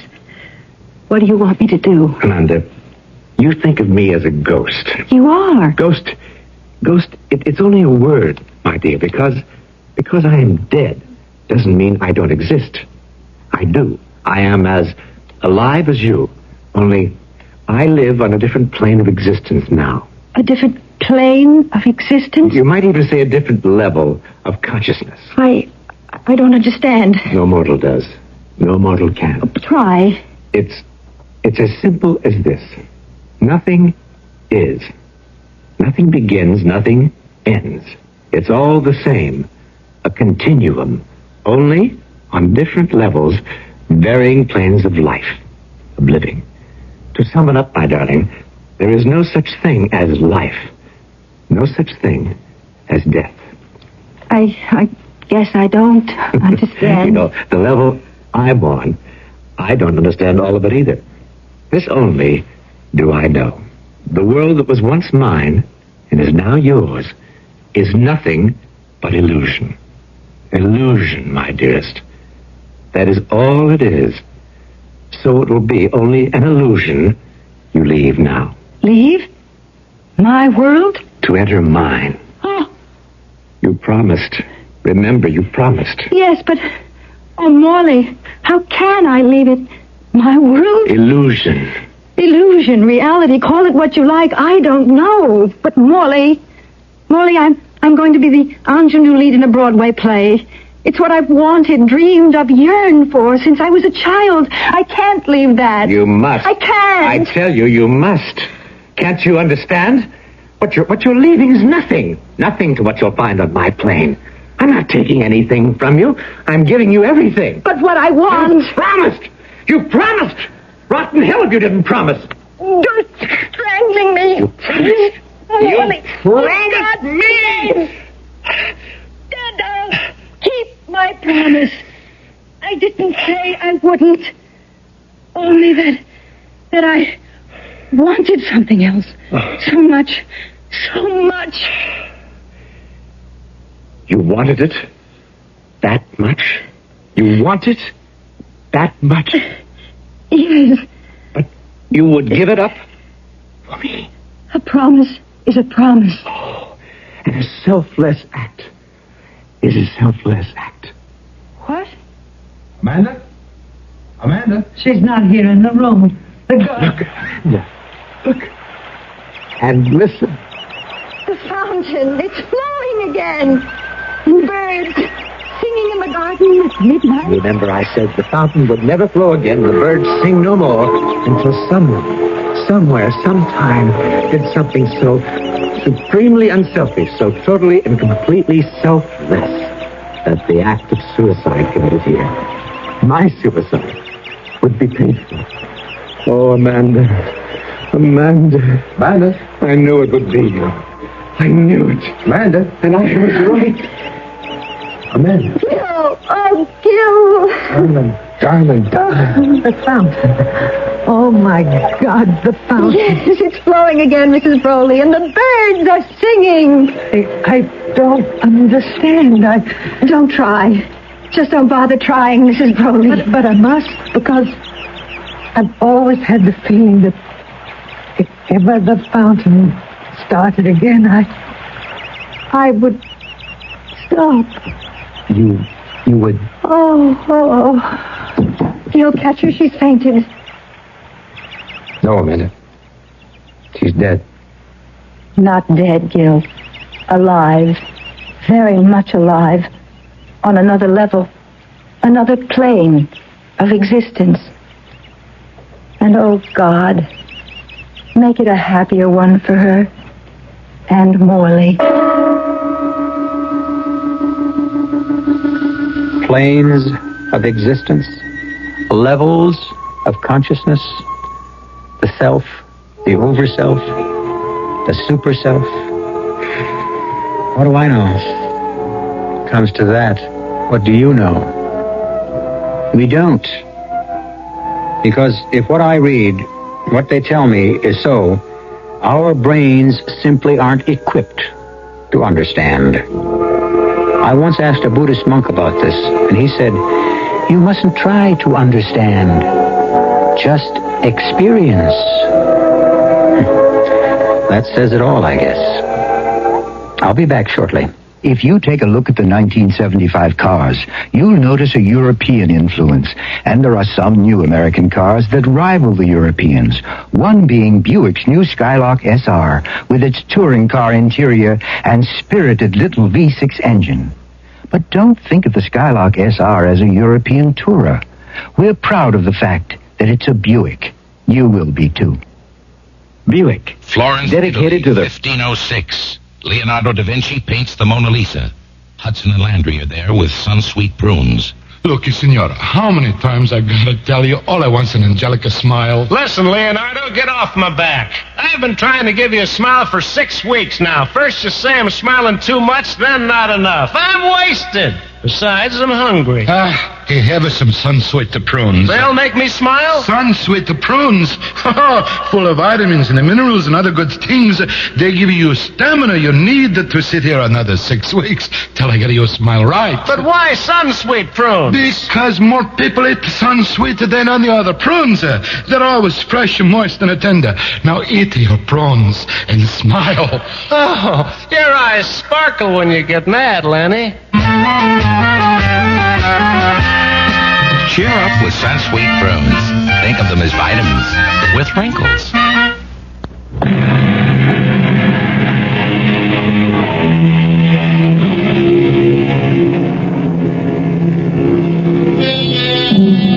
Amanda Phillips didn't become a Broadway star. She became Mrs. Gilbert Franklin. Oh, she played the ingenue lead in Hope Springs Eternal, all right. But the play folded in New Haven.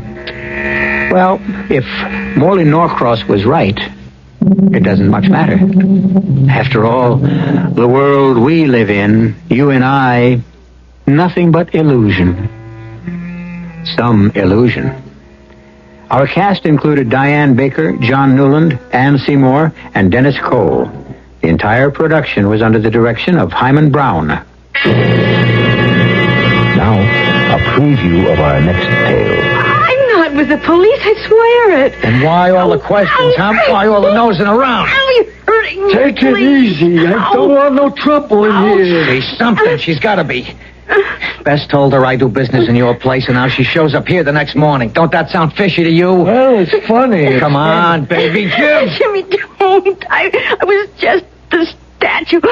Oh, I just wanted the statue. The what? I guess she needs this thing. What's a statue got to do with... Wait a minute. Wait. You're right, Wormer. She's not a cop. Yeah, she's been acting like a cop, but that's not what she is. Please. Oh, please let me go. I didn't mean any harm. Please let me go. No, Please. sugar, you're not a cop at all. What you are is a nun. Radio Mystery Theater was sponsored in part by Buick Motor Division. This is E.G. Marshall inviting you to return to our Mystery Theater for another adventure in the macabre. Until next time, pleasant dreams.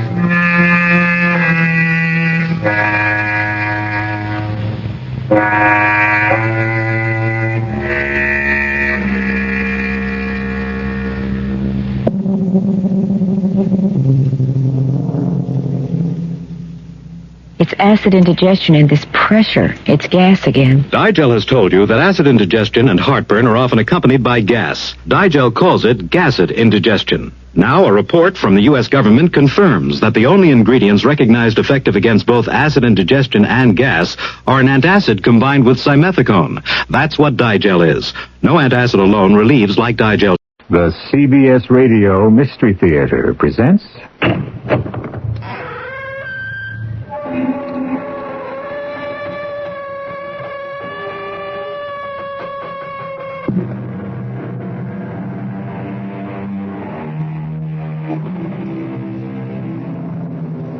Come in. Welcome. I'm E.G. Marshall. There are many things we believe whose existence can in no way be proven. The possibility of peace in the world is one. Man's inborn goodness is another. Or do I repeat myself? The beneficence of nature, the infinite genius of science, the feasibility of a utopian state, and the most abiding faith of all, the reality of a supreme God and man's undying soul. Oh, the darkness. The deep, impenetrable darkness. Like a starless night on a country road and no moon. No, darker than that. A tunnel that stretches on and on, endlessly on. Black as ink. As cold. As pitch. But wait. Wait, look there. Look. Look there.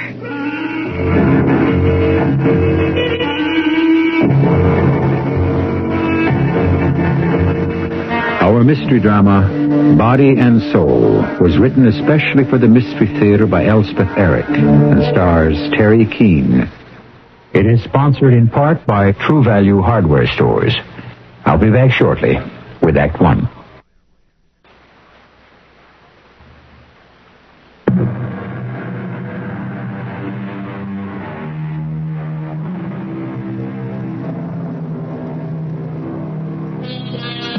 Preoccupation with the human soul is as old as Egypt, and probably older.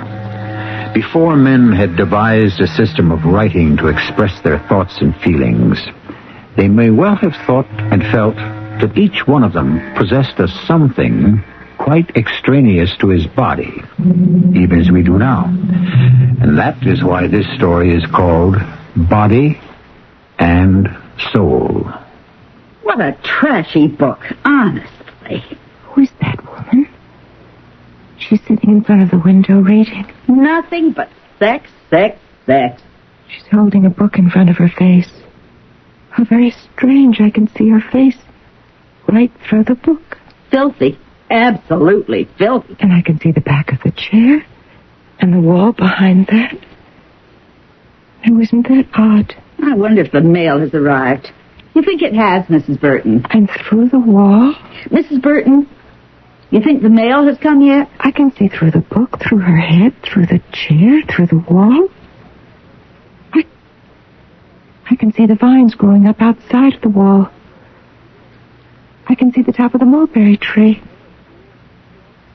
Now, isn't that odd that I should be able to do that? You asleep, Mrs. Burton? It doesn't seem odd, though. It seems very natural. Well, you just go ahead and sleep. You need all the rest you can get. The most natural thing in the world. Back in a jiffy. I'm glad she's gone. She's lighting a cigarette. Why did she say she was going to see about the mail? I'm glad she left the room because I seem to be waiting for something. Oh, that sound. What was it? Where did it come from? Why did I hear it in my left ear and not in my right ear? That's strange. But it's not strange. It's right. It's really right. My hair is getting thin and back. I'm lying on my back for so long, I suppose. Why, look at that. I actually have a little bald spot on the back of my head where the hair is thinned out. About as big as a $50. Yes, I can see it clearly. Oh, my. What's this in front of me? Hanging down from where? From the ceiling? From the roof? From the sky? Is it a ribbon? A rope? A string? It's very lovely. It's the color of moonlight. What's that? Smoke. Smoke from that cigarette she's smoking out in the hall. No. It's rising straight up from where I'm lying. It's mist, fog, haze. So delicate, so fine, like a cobweb. And the silver string falls through it. And I'm rising through the mist, along the silver string, rising, floating above everything, and looking down. Who's that? Who's that woman down there? She's lying on a bed, so still, hardly breathing. So pale, so quiet, so thin, so wasted. It's myself. That's Laura Burton lying there. I've been sick for a long time. That's why I look so worn, so exhausted. Oh, poor Laura. Poor Laura. I don't like to leave you, but I must. I must. Feel the wind. Oh, feel the wind. I'm traveling very fast, and the wind is very strong. And I'm traveling with it. I'm flying with it. I'm as fast as the wind, and I am the wind. The wind is me, and I am the wind.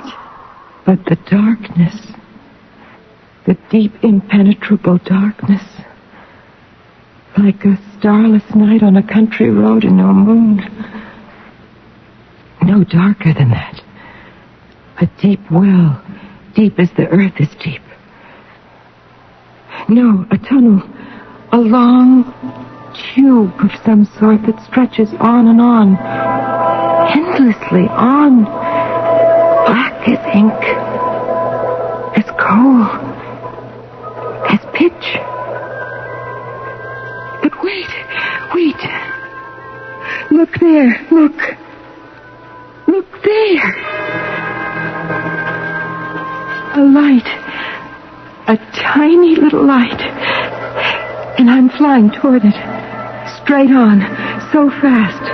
Oh, so eager am I to reach that light. I come closer and closer, so fast and faster and faster. And I'm here.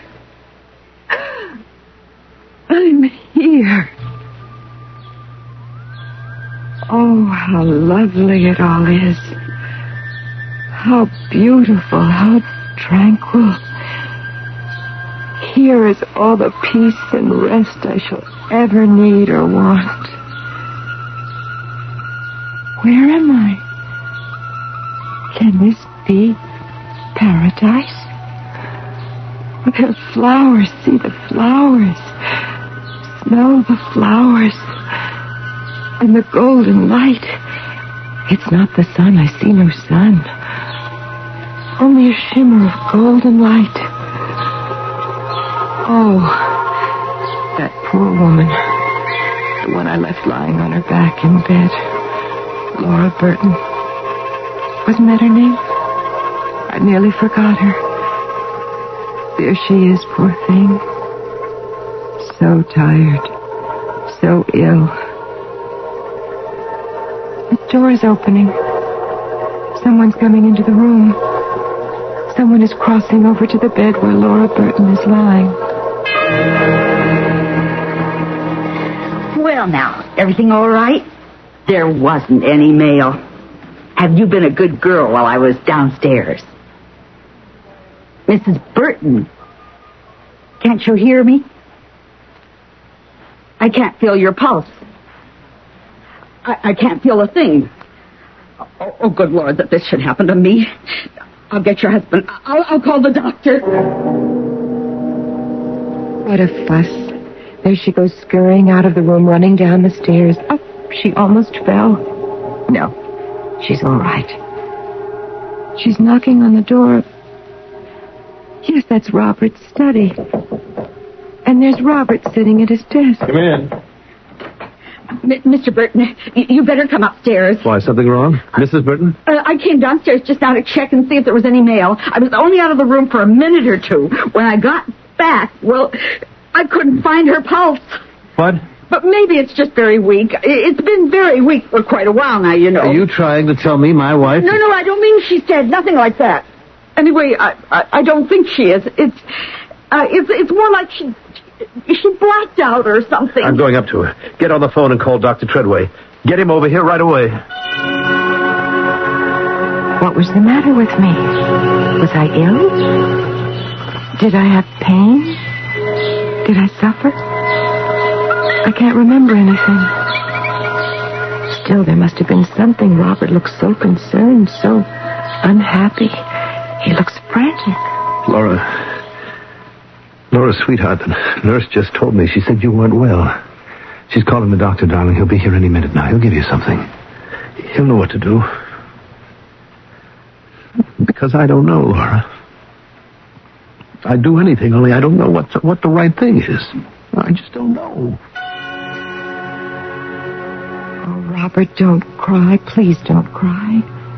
You shouldn't cry, dearest. If you could only understand how happy I am, how peaceful I feel, you wouldn't cry. I wish I could tell you, but I can't. I can hear you, but you can't hear me. If you could... Oh, the nurse has called Dr. Treadway. Yes, he's coming out of his house. He's getting into his car. His wife is standing on the porch, and he's shouting something at her. Tell them anything, Stella. Tell them to wait or tell them to come back tomorrow. This is an emergency. Can't you get that through your head? It's Laura Burton. Her nurse just phoned. Said she's unconscious or something. No response at all. She's my patient, Stella. I've got to go to her. I don't know when I'll be back. Mr. Burton, Yes, nurse. the doctor's on his way. Good, that's good. His wife called, said he rushed right out. Good. How does she seem to you? I don't understand it at all. Her eyes are wide open, but she doesn't seem to see anything. Mr. Burton, is there anybody else you want me to call? What? Well, there's a daughter, isn't there? You and Mrs. Burton have a daughter. Am I right? Yes, Susan. Does she live nearby? Yes. Do you want me to call her? Well, I don't know. Perhaps. I mean, well, just in case, you know. Yes, I don't know what... Well, I don't want to alarm you or anything, but...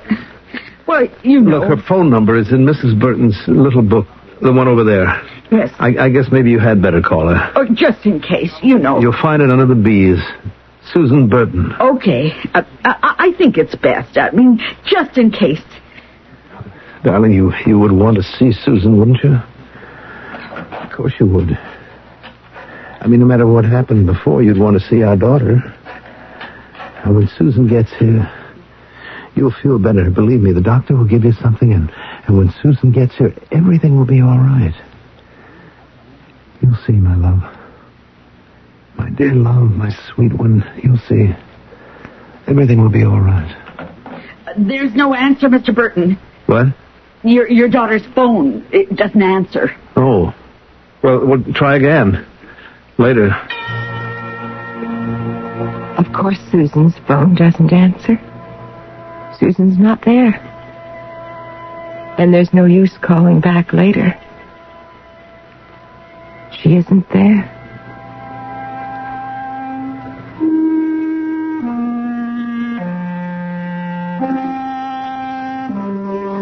Our birth is but a sleep and a forgetting. The soul that rises with us, our life's star, hath had elsewhere its setting, and cometh from afar. Not in entire forgetfulness, and not in utter nakedness, but trailing clouds of glory do we come from God, who is our home. Those lines were written by a man who's been dead for more than a century and a quarter. They are taken from his Ode on Immortality, and very likely nothing better has been written since on the subject. I'll be back shortly with Act Two.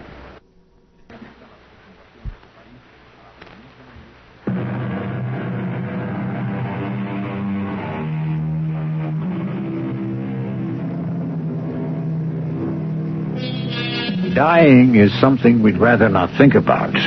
We watch it on television. We read reports of it in newspapers. We hear about it over the radio. And our equanimity is only momentarily disturbed. But when it comes to thinking of one's own demise, the instinctual response is, oh, not just yet, and oh, please, not altogether. There goes Dr. Treadway in his battered old car, his jaw set and his forehead furrowed. He's going too fast, but his hands are steady on the wheel. Say, Robert, he seems to be... Yes, he's crying. Holding one of my poor arthritic hands, and his tears are falling down on it. And that absurd nurse standing by the window watching for Dr. Treadway, I suppose. Really, I can't bear to watch them when I'm so free, so young, so alive. The doctor ought to be here any minute. Oh, I'm sure he will be. Well, he lives nearby. It's only a couple of miles, maybe less. Her hand is so cold. Mr. Burton, suppose I try and reach your daughter again. What do you think? What? What did you say? I said, maybe I ought to call your daughter again. There wasn't any answer before. Oh. Yes, do that. Call Susan. Okay.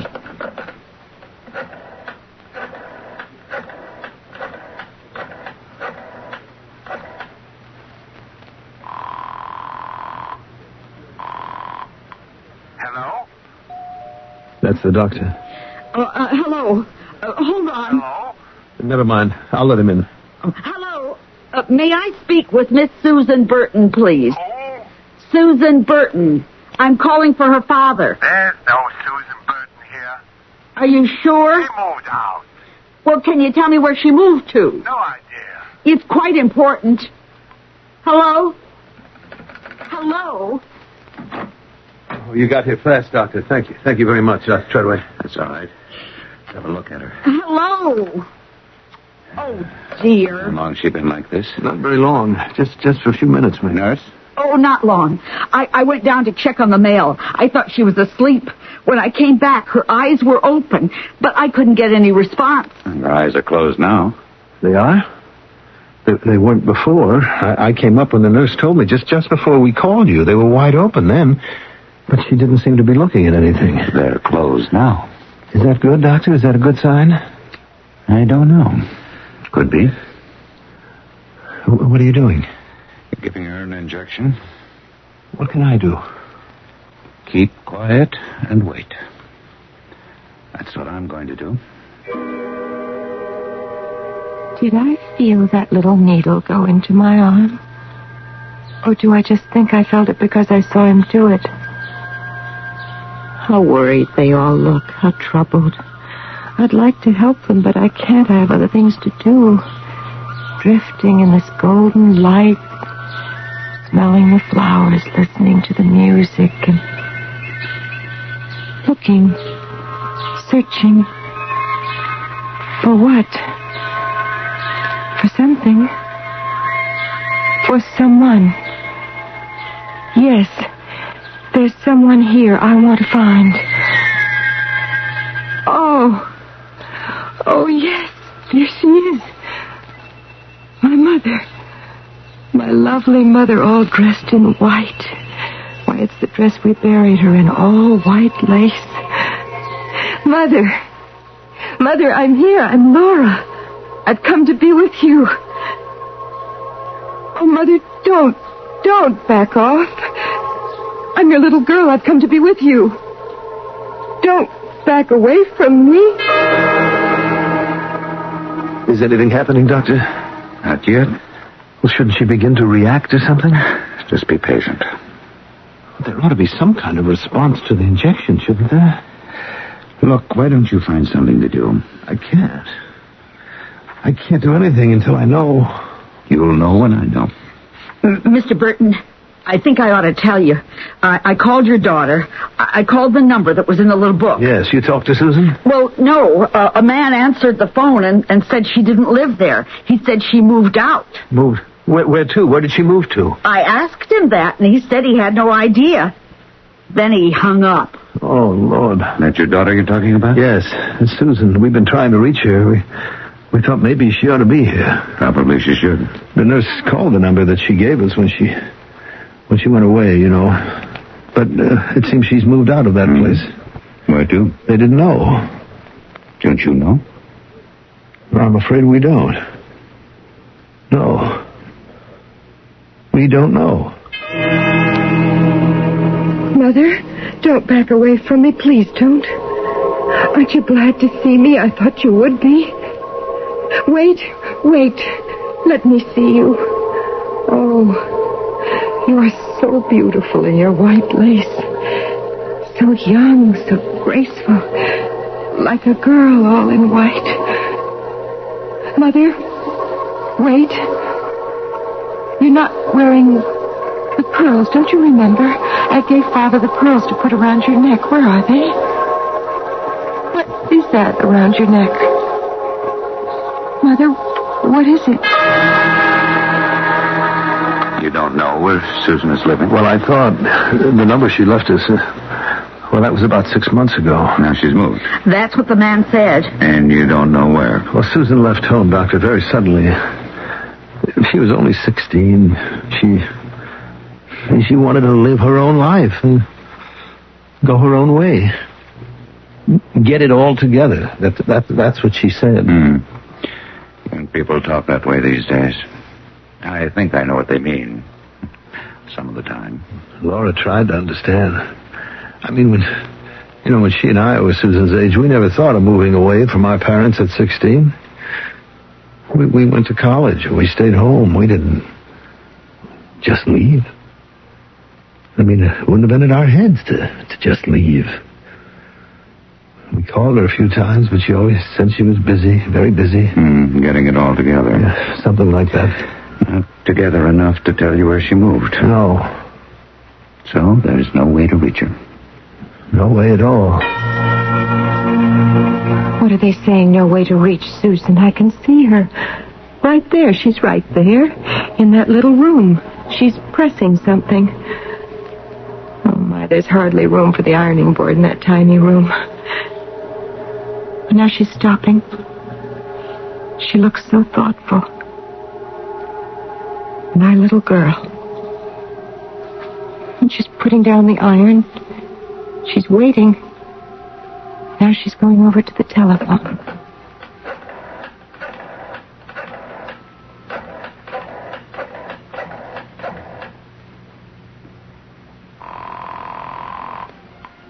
Hello. Bill, this is Susan. All right. How are you? I'm fine. Bill, I need to borrow your car. Oh? I really need it. You mean now? Right now. You're not using it, are you? Well, not right this minute. I'll get it back to you. When? I don't know exactly, but pretty soon. Well, what do you need it for? Not that I mind. I have to go see my mother. Your mother? Well, I thought you weren't speaking to your mother. I wasn't. But she just spoke to me. What do you mean? Is she there? Yes. No. Which? I got a message from her. She called you? Sort of. Look, can I use your car or not? Well, I thought she didn't even have your number. Can I have your car or not? Well, I guess so, yeah. Sure. Thanks. I'll be right over. Mother? Mother, she wants to see me. Imagine Susan really wants to see me. She's putting on her coat now. Her pretty red coat we gave her for her 16th birthday. I remember picking it out. I remember how pleased she was when we gave it to her. There she goes down the walk. Oh, she's walking fast, hurrying. Oh, Mother. My little girl wants to see me. But I don't want her to see me all thin and pale and sick. No. I want to stay here. To live here. To be with you. With my own mother. Where everything is beautiful without pain or hurt or longing or being dissatisfied. Mother, I'm tired of the pain and hurt. It's too much to bear. It's too much. Mother, let me be with you, please. Oh, please. Is anything happening, Doctor? Not yet. Well, how long will it be before we know something? I don't know. You must know something. I do know something, but I don't know everything. Well, tell me what you do know, then. It's only a guess. Tell me what you guess, then. It could be a hypnagogic state, I suppose. What's that? A condition halfway between sleeping and waking. Generally speaking, hallucinatory. But it's going on too long. Is that bad? Is it dangerous? I'm inclined to think she's in a coma. A coma? That's very bad, isn't it? It's not good. Well, can't you do something? I've already done everything I can do. But good Lord, man. Coma's a state of insensibility, very deep, very profound. She could be in a comatose sleep. What do we do? Do we just stand here and wait? That's about it. Probably you've never heard of a coma vigil. No. That's what it consists of. Waiting and watching. So we'll just stand here and wait and watch. We keep vigil. Oh, Mother, I love them so. But I want to be here. I want to be with you. I don't want to be hurt anymore. I don't want to feel lost anymore or despised or neglected. I don't want any of those bad feelings. I don't want to be angry or mean or vengeful. I want to be good and kind and feel loving and loved. Oh, Mother, I want to be happy, happy all the time and forever. Show me how. Let me come close to you and tell me how. There's Susan. She's stopping at a big white house. There's a little car standing in front of the house, and there's a man leaning out of one of the windows. Susan's voice and his come floating up to me ever so faintly. Keys are in the car, Susan. Thanks, Bill. She's getting into the little car. She's driving off. Oh, Mother, what do I do now? Tell me. Let me come close to you and hold me in your arms the way you once did.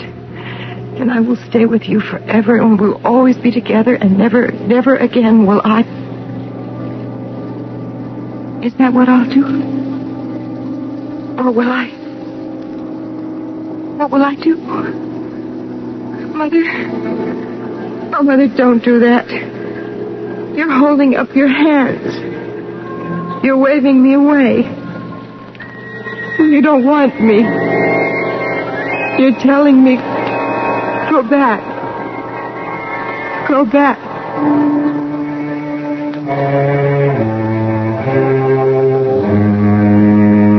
I cannot prove to you that anything like this ever occurred to Laura Burton or to any other woman, or any man, or any child, any more than I or anyone can prove that there can ever be peace in the world, that mankind is inherently good, nature kindly disposed, science infallible, or any sort of utopia possible. Such things are beyond proof. They belong to the realm of faith, or perhaps only hope.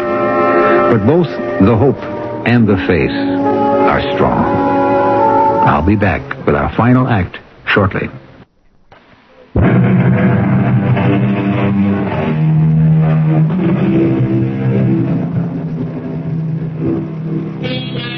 Are we all just bodies, collections of bones and muscles and arteries, or do we have two, the physical body and the soul body? And if we have two bodies, can the one desert the other before death and then return to its original habitation? And during its temporary abandonment, see and hear what transpires around the physical, even observe the appearance of the physical body itself? Is this really possible? Or should it be relegated to the category of hallucination? Mother, what is it? Don't you want me? I thought of all the times I'd been unkind and unfeeling, and how you'd never be around for me to say I'm sorry. I want to say it now. I want to tell you that I didn't understand, and I'm sorry. I'm sorry. But you won't let me come close to you. You keep backing away and holding up your hands with your palms toward me. Mother, are you telling me you don't want me? Dr. Treadway, how long can this go on? I don't know. You must have some idea. I don't. Well, can't you even hazard a guess? I won't hold you to it. I give you my word. But it's unbearable just waiting like this. You can bear it. Tell me what you think. At least tell me that. I think if we don't get a reaction pretty soon, sometime during the next few minutes, we'll have lost her. Oh, my Lord. However... Yes? I can always be wrong. It's happened before, probably will again. Mr. Burton? Mr. Burton? Yes, nurse? What is it? There's a car stopping in front of the house. Please don't bother me. A little sport car. Don't bother him, nurse. Sorry, Doctor. Something should happen soon. Just hold on. I'm trying. I know you are. What's that? Just the doorbell. Oh, please, go away, go away. You want me to go see who it is? I don't care who it is. I don't care about anything. They're not going to go away. Please, go down and tell them. Just get rid of them, whoever it is. Doctor, Yes, do that, nurse. what shall I say? Oh, tell them that there's a woman dying Now, here. Mr. Burton, take it easy. I'll tell them something.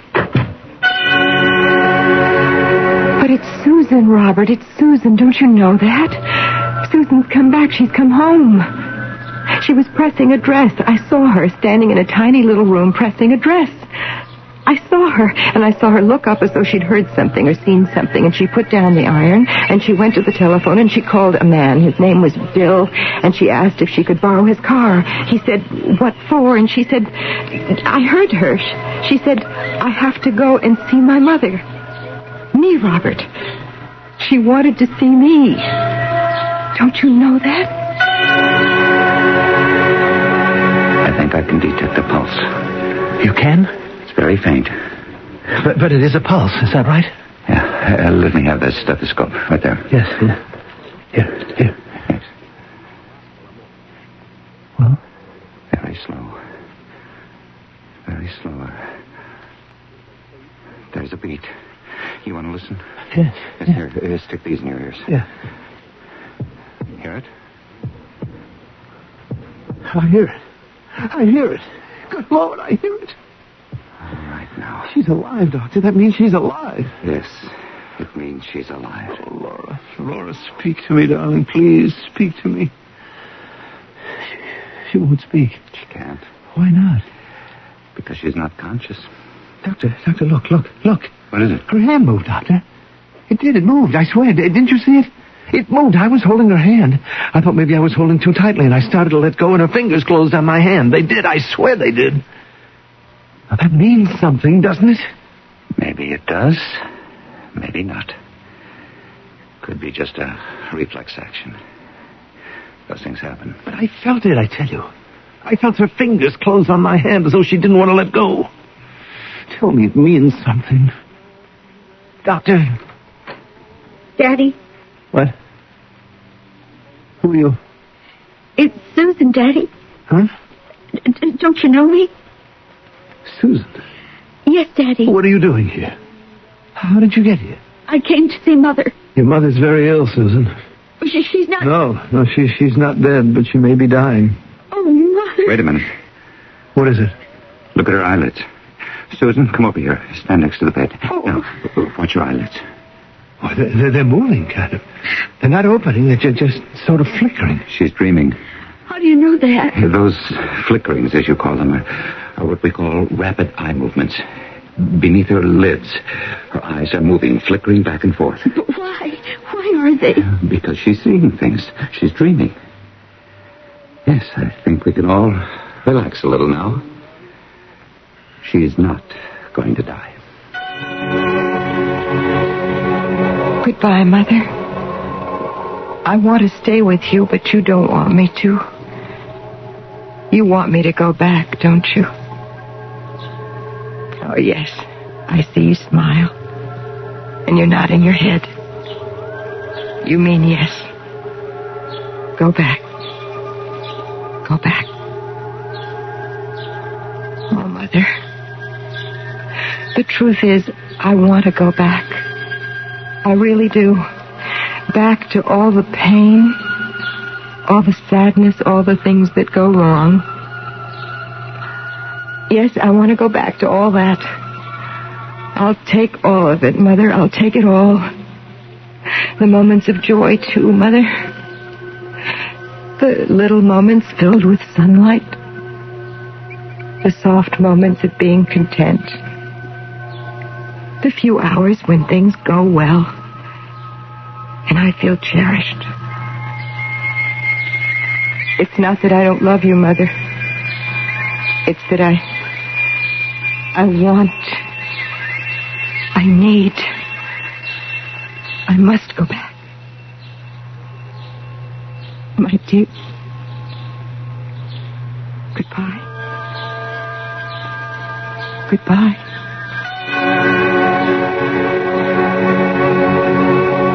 Let's all be very quiet. She's having a hard time. But she's alive. She's alive. Goodbye, Mother. What did she say? She said something. I think she said goodbye, Mother. What does she mean? Her mother's been dead for 10 years. Let's be quiet. She's opening her eyes. Where's the nurse? What? What, darling? What did she say? It sounded like, where's the nurse? Why would she say that? Doesn't she know us? Why is she asking for the nurse? Quiet, just be patient. Probably out in the hall smoking a cigarette again. Is she delirious? You can call it that if you want to. Laura, sweetheart, it's Robert. I'm here. I'm right here. Robert? Robert. Oh, Robert. Yes, darling, it's Robert. And here's Dr. Treadway. Oh, dear doctor, have you been looking after me? Yes, I have. I hope your wife isn't angry with you, doctor. Stella, my wife? Angry with me? For running off like that, leaving all those patients in the waiting room? Oh, I don't think she's angry with me. Not now, anyway. Good. Good, I'm glad. How are you feeling, Laura? Well, I'm all right, I think. You've been a pretty sick little lady. Have I? We were so worried about you. Oh. I'm sorry. Oh, no, don't be sorry. As long as you're all right now. I know how awful I look. You don't at all. Oh. There's a little bald spot on the back of my head where the hair's worn off. No, there's not. Oh, yes, there is. You can't see it, but I saw it. It's about the size of a $50. What's she talking about? Don't ask her. Just let her talk. Say whatever she likes. Don't worry about your hair, darling. It'll grow back, once you're up and around. Oh, I wasn't worried. Sweetheart, there's someone here. Someone you're going to be very surprised to see. Susan. Yes. Oh. Susan. She just got here a few minutes ago. Hello, Mother. Oh, Susan, I'm so happy you're here. Oh, I had to see you, Mother. I had to see my mother, too. But she looked young and pretty, not the way I do. She had on that white lace dress, the one she was buried in. I picked it out myself, but she wasn't wearing the pearls. She had a little locket around her neck. I couldn't understand that. A little gold locket. But Grandma was buried with that little locket around her neck. Don't you remember? I asked Grandpa to put it around her neck because it had a picture of me in it. And he did. Well, maybe he never told me. I guess he never did. Anyway, Mother didn't want me to stay with her. And after a while, I didn't want to either. I wanted to come back here and be with all of you. And here you are. You're back. Yes, you're back with us. Well, I think that's enough talking for a while. Oh, Dr. Tripp. Now, your mother's had a hard time of it, Susan. Can't we just sit by her bed? She needs a lot of good, solid sleep. You think you could sleep for a while, Mrs. Burton? Oh, yes. Fine. That's just fine. I'll send the nurse in. Come on, everybody. Let's clear out of here. Susan, I have to ask you something. Yes, Mother. Did you remember to unplug the iron?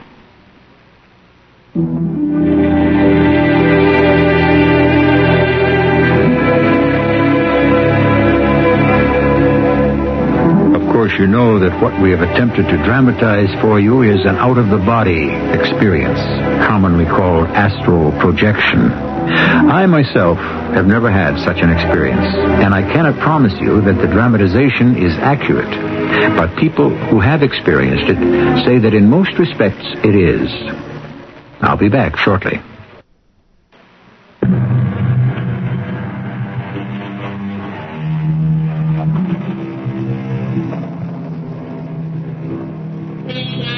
Hundreds of people had given testimony as to their out-of-the-body experiences. People of sober intellect and firm character. And the significant thing about their testimonies is that they so closely resemble one another. Under the right conditions, given sufficient receptivity, any one of us could be the next to leave the body for a time and return. Anyway, it's interesting to think so, isn't it? Our cast included Terry Keane, Mandel Kramer, Martha Greenhouse, and Ray Owens. The entire production was under the direction of Hyman Brown. And now, a preview of our next tale. We love each other, Your Majesty. Nani's happiness lies with me. You are not of our blood. Majesty, Princess, Mother, whatever I should call you, what are all these ancient prejudices? It's a new world. And blood crosses blood and makes the ties that bind everyone together stronger. We're one world today. I cannot cross my gods. I cannot protect you. Most of all, I cannot protect my daughter. The Talatus has pointed the bone. If you and Noelani should try to find life together, you are doomed. The gods have spoken. Your gods, maybe. Not mine. It looks as though we'll just have to find out which is stronger. This is E.G. Marshall inviting you to return to our Mystery Theater for another adventure in the macabre. Until next time, pleasant dreams.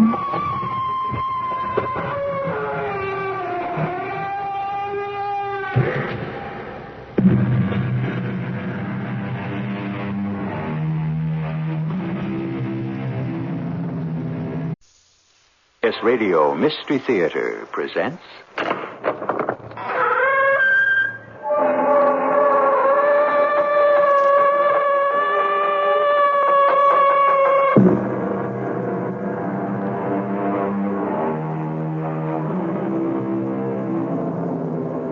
Come in. Welcome. I'm E.G. Marshall. I am mortised and tenoned in granite, and I know the amplitudes of time, said the poet. The amplitudes of time, and also of space, infinite, illimitable, with neither an end nor a beginning. So much time, so much space, and we, poor, frenzied, crowded creatures, why are we so hurried and cramped? Marcella, I'm asking you to marry me. Yes, William, I heard you. Well, your answer? Well, the answer is no. No? It has to be no. Why does it have to be no? Because, well, I don't love you. Oh, is that all? Is that all? Yes. I thought you had a good reason.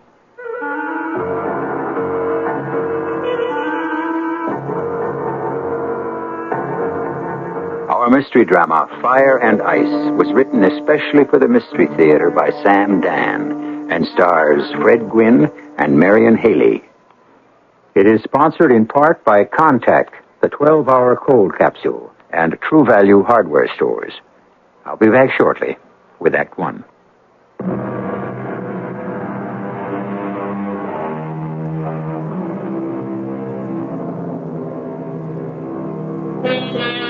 The world has changed in many ways.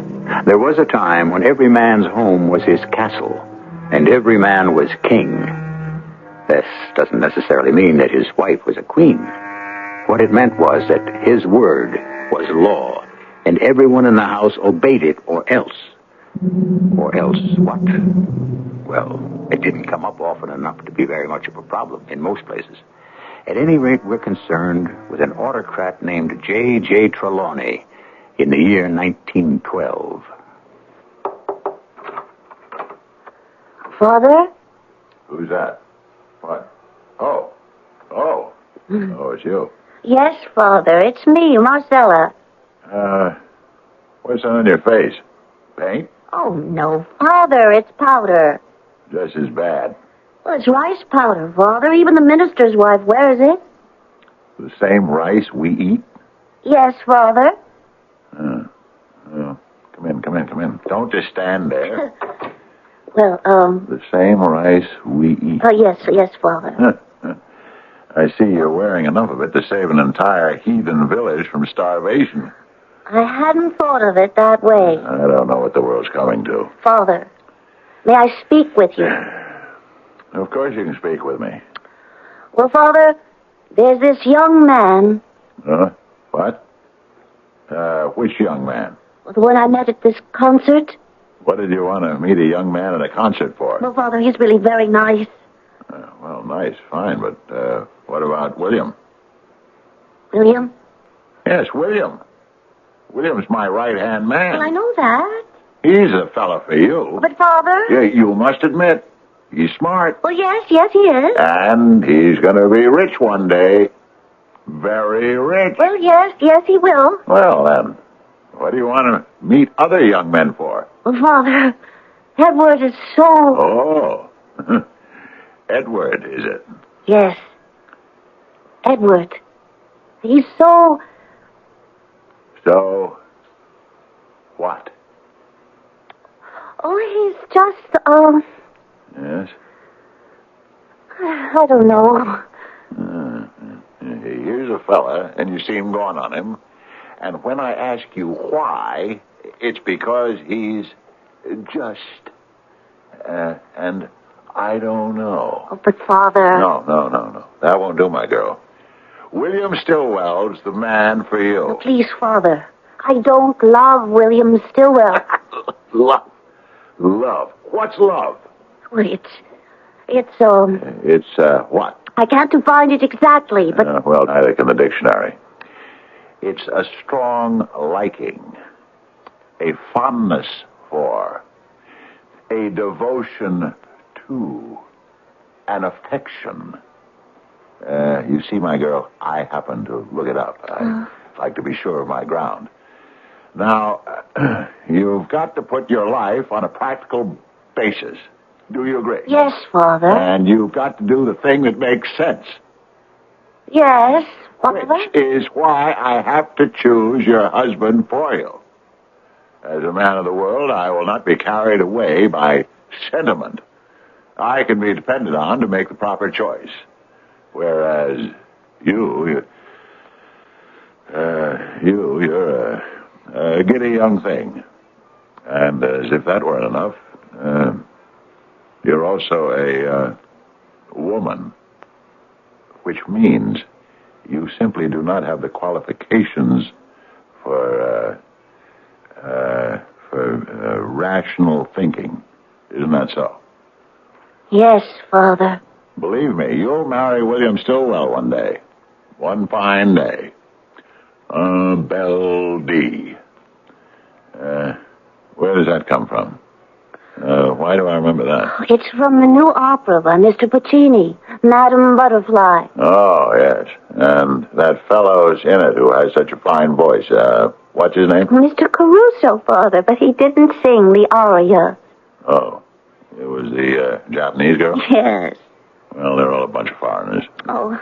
Well, I guess they really know music, don't they? But, what's the point I'm trying to make here? I don't know. Oh, it has to do with this thing you call love. Why does the poor Japanese girl kill herself? A beautiful girl.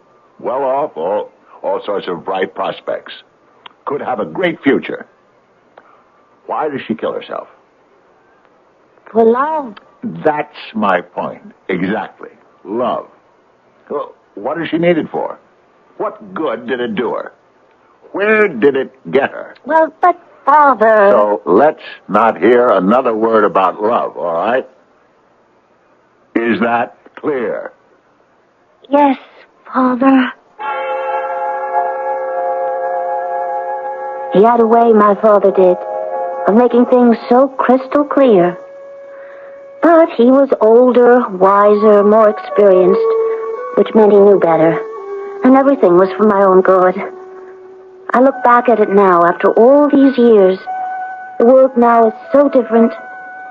But back then, well, I went to the concert that night to hear a young Russian violinist named Misha Elman. Well, that's not why I went.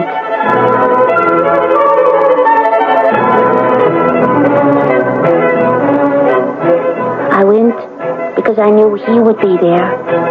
Edward. And we would meet at intermission. We would meet even though nothing could ever come of it. Marcella, why do you say that? Please, Edward. Why do you say nothing can ever come of it? Because it's true. Why is it true? Well, I must do what my father tells me. And if you don't? Oh, if I don't? Yes, my darling. If you don't, what will he do? What can he do? Please, Edward. Disinherit you? Cut you out of his will? Oh, it isn't that. I have a job. I can support us. You know that. Yes, I'm not after your father's money. You know that, too. Oh, yes, I know that. Then why don't we just stand up to it? Edward, we'd better not see each other again. Never see each other? Yes. You call this seeing each other? This hurried 10-minute encounter? Well, whatever it is, Edward. This brief pause during a concert in the midst of 1,000 people? It's for the best. There is no other way. Your father has no right. Oh, he has every right. Why? Because he's my father. Is that you, Marcella? Yes, Father. Did you enjoy the concert? Oh, yes. I have a surprise for you. For me? Yes, Marcella. William's here. William? You don't sound at all excited.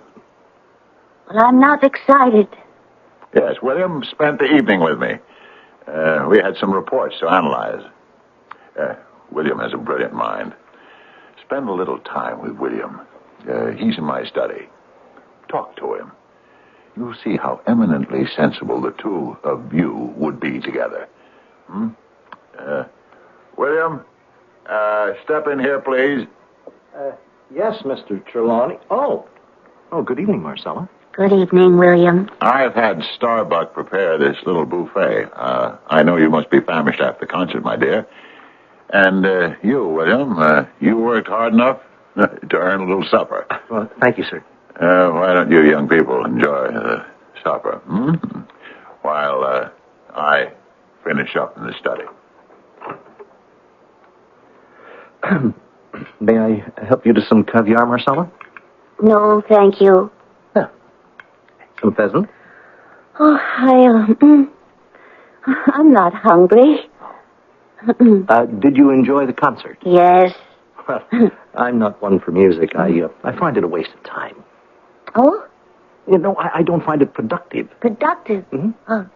You know, on those rare occasions when I'm dragooned to one, I see people around me sitting in deep silence, thinking and concentrating. Isn't that so? Well, yes, I know how I do that. Well, it requires mental energy, does it not? Yes, some. Well, shouldn't there be some reward for this expenditure of energy and effort? Huh? There is a reward. Is there?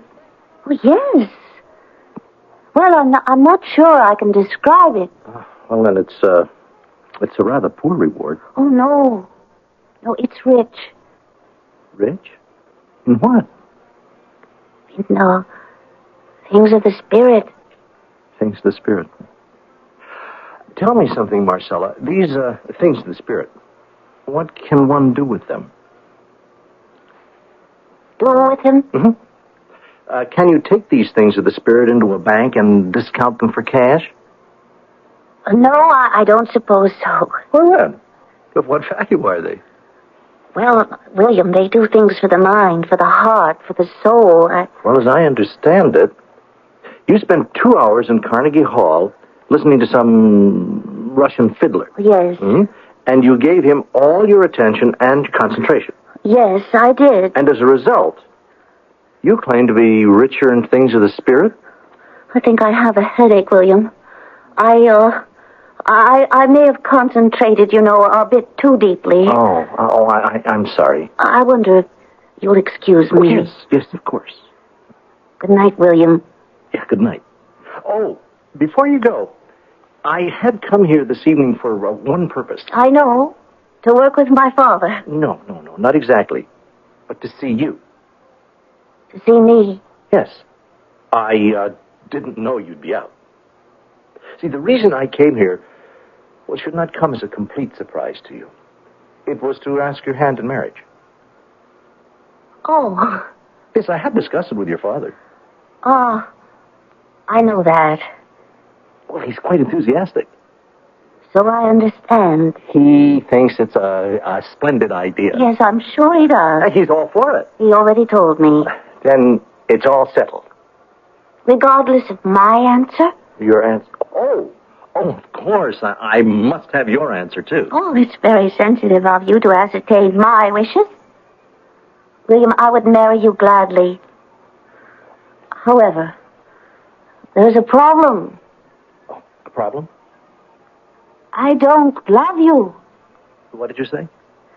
I don't love you. And that's the problem? Yes. That's the problem. Oh, my dear Marcella. I was afraid it was something serious.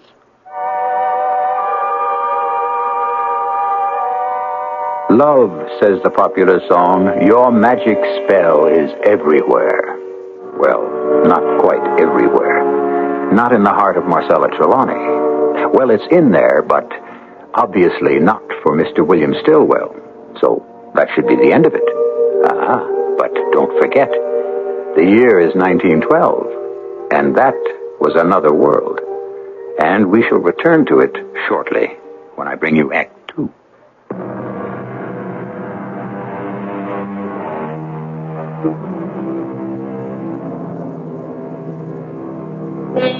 Love is for the poets, the philosophers, the dreamers, the romantics.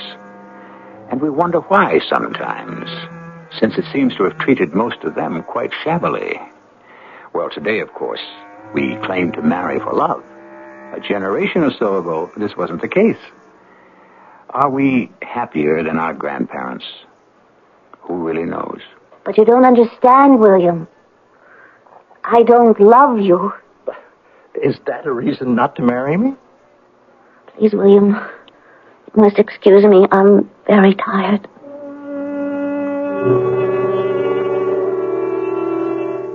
I went upstairs to my room. I prepared for bed. I was very tired and confused and unhappy. I didn't know what to do. There was a knock on the door. It was my father. I was sort of expecting him. I spoke with William, my dear. Father, I don't love him. He understands that.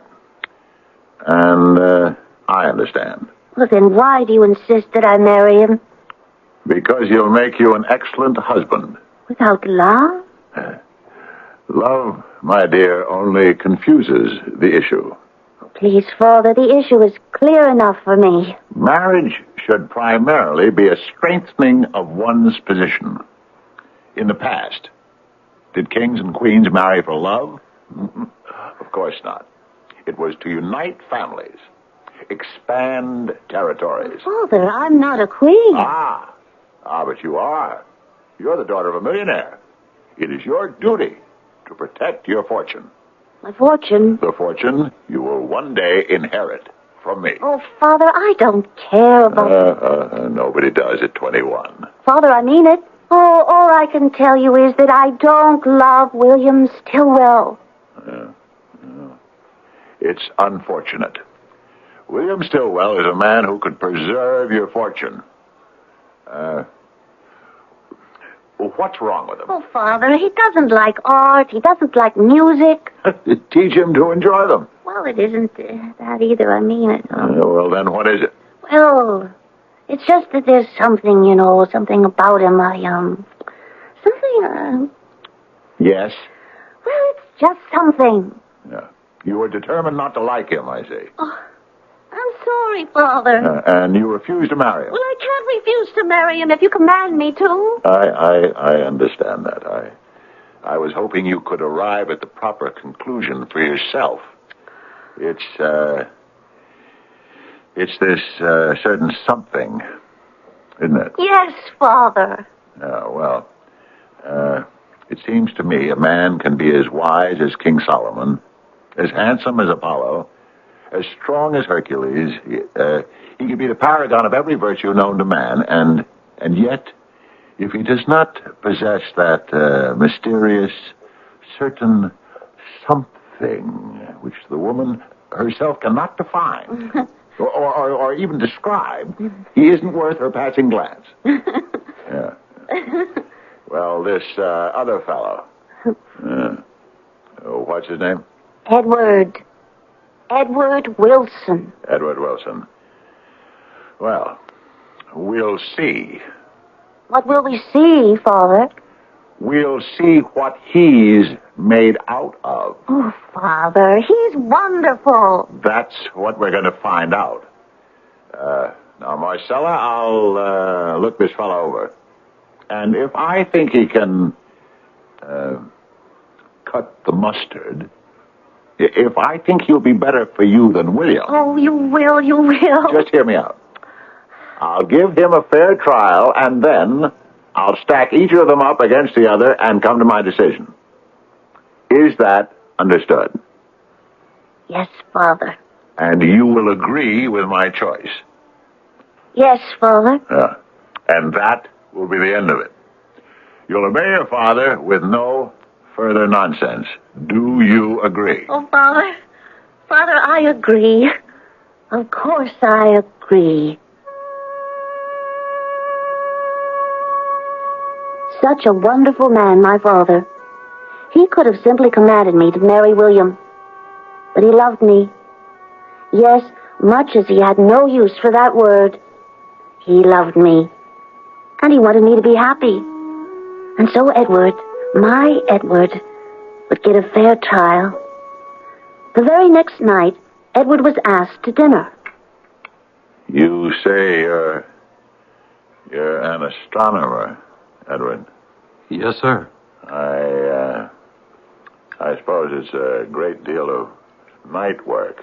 Well, yes, sir, a goodly amount. Edward, how would you like to take a job with me? A job, sir? Yes, I'm having a ship fitted out. We're going up into the Arctic. The Arctic? The Arctic. A voyage of exploration and discovery to the North Pole. But the North Pole has already been discovered. I know. By this fellow Perry. And that other one, what's his name? Amundsen. He discovered the South Pole. Personally, I can't understand those two. Can't you? Well, what was the point of the entire trip? Just to go out there and get frostbite, huh? It's like you. You looking up at the sky and counting the stars. Now, where's the application? Now, I'm going to the Arctic for a reason. Well, may I ask the reason, Mr. Trelawney? To get rich. But I understood you were rich now. This is nothing. I'm going up there to stake out a claim. What sort of claim? What sort of claim? Don't you know? That's where all the oil is. All the gold, the silver, the platinum. That's true. Theoretically. No. It's true. Practically. I'll need 2 good men. I've already got one, William Stillwell. Will you be the other? Well, sir,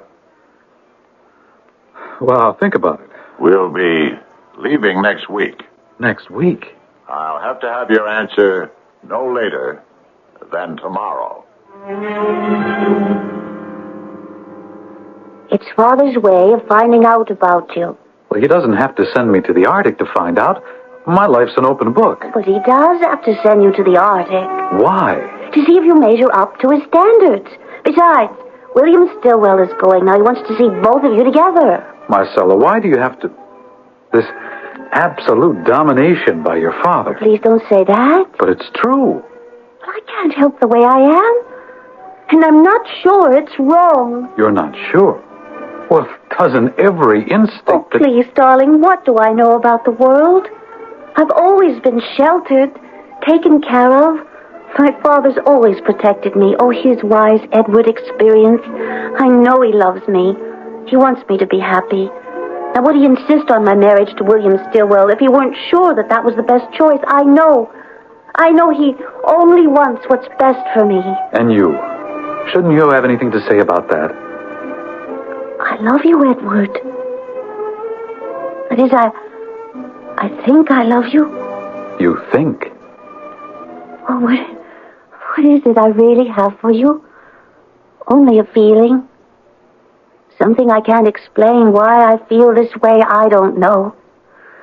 Against this, it's my father's wisdom. I'm only air. My father is solid rock. That kind of thinking is wrong. It is. Now, I would have to get used to a new way of life. A new way of looking at things. It can't happen overnight and all at once. I want to be free. I want to be independent. I want to be one of Mr. George Bernard Shaw women. Oh, how much I want to. Well, then become one. You just don't do it. I want to change, Edward. Then change. I have already. A little. How? Falling in love with you. Even though I know my father's intended me for someone else. But to go off with your father on this expedition to the Arctic... Don't you understand? I have a job. I have a career. I would have to give it up. Well, it would be a change in my life. And yet, what you're asking me to do is to make a change in mine. Well, that's different. We're in love. Shouldn't that be enough for marriage? I don't know.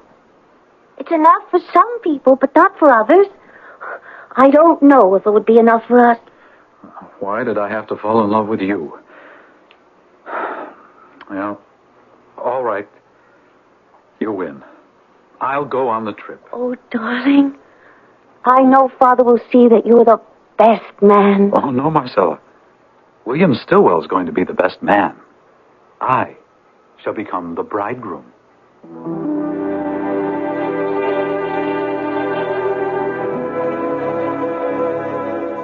What do they say? Sensible, intelligent people never fall in love. Well, if they don't, they do avoid a great deal of grief.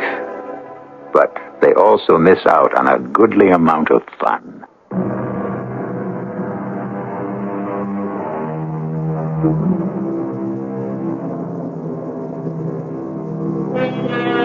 Why do we marry? And whom should we marry? The average person faces these problems at least once in a lifetime. Of course, there are some who never face them at all, and others who keep facing them all the time. Should you marry because he or she is attractive, rich? Should we marry to please our parents, to better ourselves, for love? All through history and all over the world, people have married and still do for any one of these reasons. And statistically, there is no proof that any one reason is better than the others. May I come in, Marcella? Please do, Father. Our ship sails tomorrow. I know, Father. And I must say, I'm rather taken with this young man, Edward. I knew you would be. But I want to compare him with William and test them both under some rather rough conditions. Oh, you'll be so proud of Edward. Yeah, well, remember, however it comes out, you agreed to abide by my decision. I'll accept it. What a week that was. Such hectic preparations. I hardly saw Edward at all. And then, just before it was time to leave, each of them came to say goodbye to me. My darling, I'm glad I'm going. It's good sometimes to see someone else's point of view. And just being with your father this week is, well, it's taught me a great many things about him. I knew you'd like him. Well, I'm not sure I like him exactly, but I do know he's a most unusual man. And he wants very much for you to be happy. You know that's all he's ever wanted. And so now that I look at it from his point of view, he doesn't seem unreasonable at all.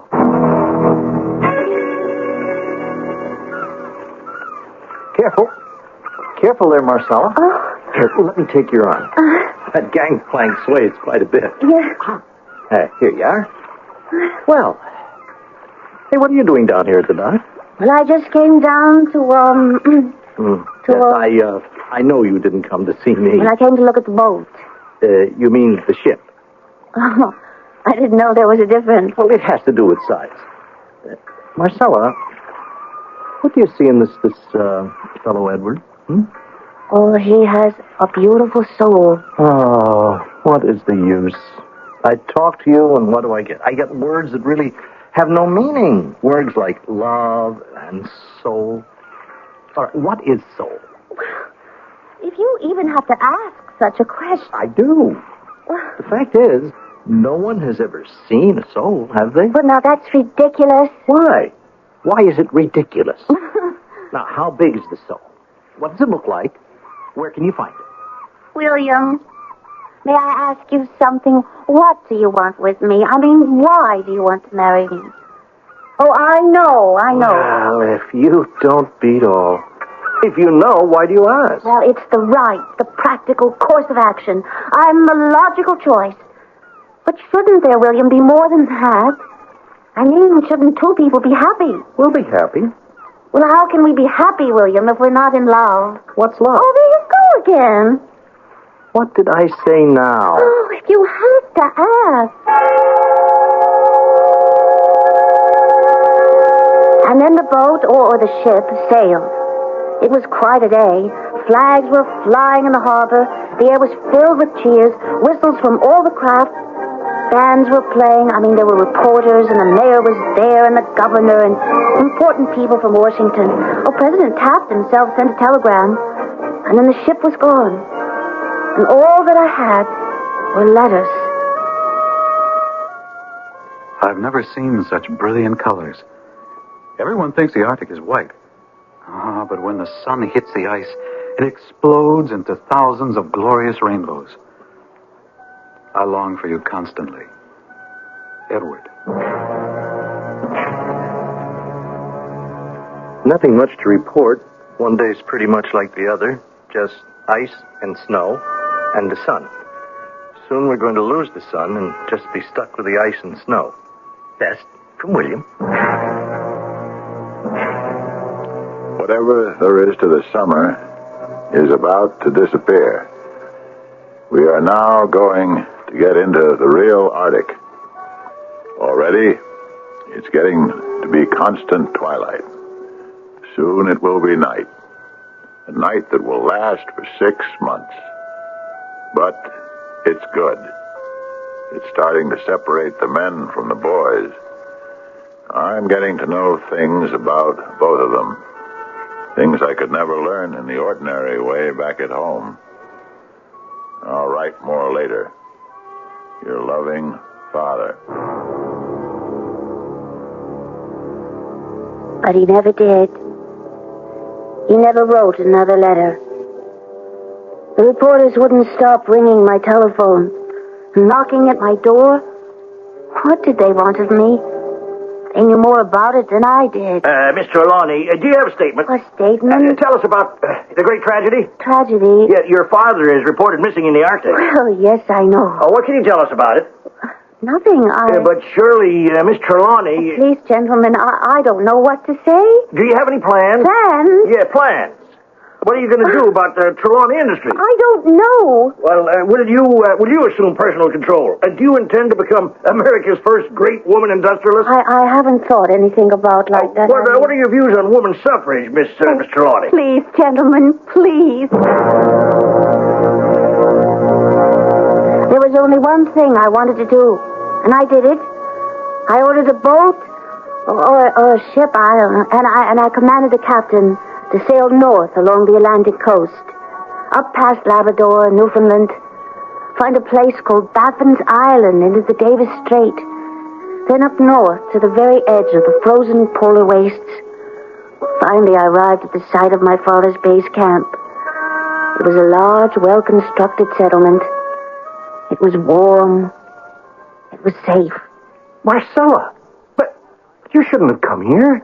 Why not, William? But there's nothing you can do. Where's Edward? He's out looking for your father. Yes, he would be. You, of course, are staying here in the base camp where it's safe. Oh, I have been looking, too. It's just that you came here on the day that he's out. Where's Father gone? Where? Oh. Trying to find the trail. Which trail? Well, just before the winter set in, your father had a little camp made for himself. Not too far from here. A hut with a stove and food and everything he needed. And you let him go? Well, who can tell your father anything? He wanted to be alone, just for a little while. He wanted to think things out. I know. He was supposed to come back, but he was caught in the first storm, in the first terrible cold of the winter. It's been a month. We haven't heard from him. He doesn't have enough supplies, enough food, enough fuel. Please. I thought you wanted to know. You just have no sensitivity. I'm sorry.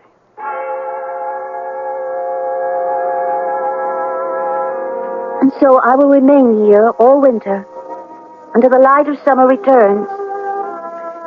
And then they will be able to see the trail once again.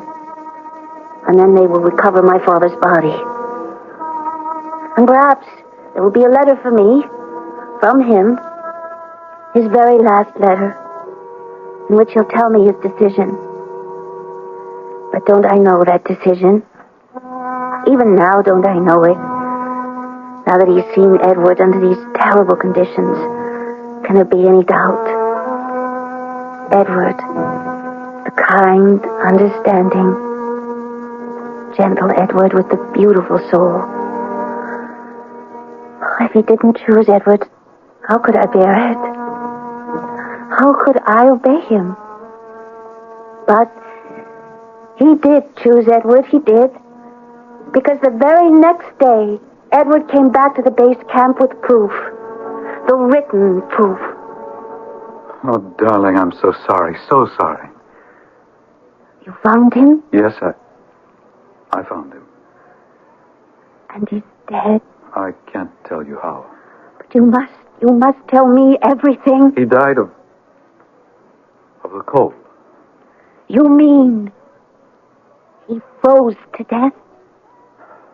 Yes. Uh-huh. There was no way I could bring him back here.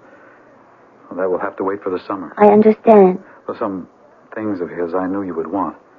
His watch, the one you gave him for his birthday so long ago, his ring, and his diary.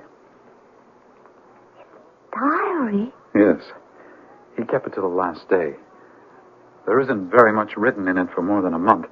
He was growing weaker all the time. Before the cold set in, he wrote long notes to himself about plans and projects he was developing.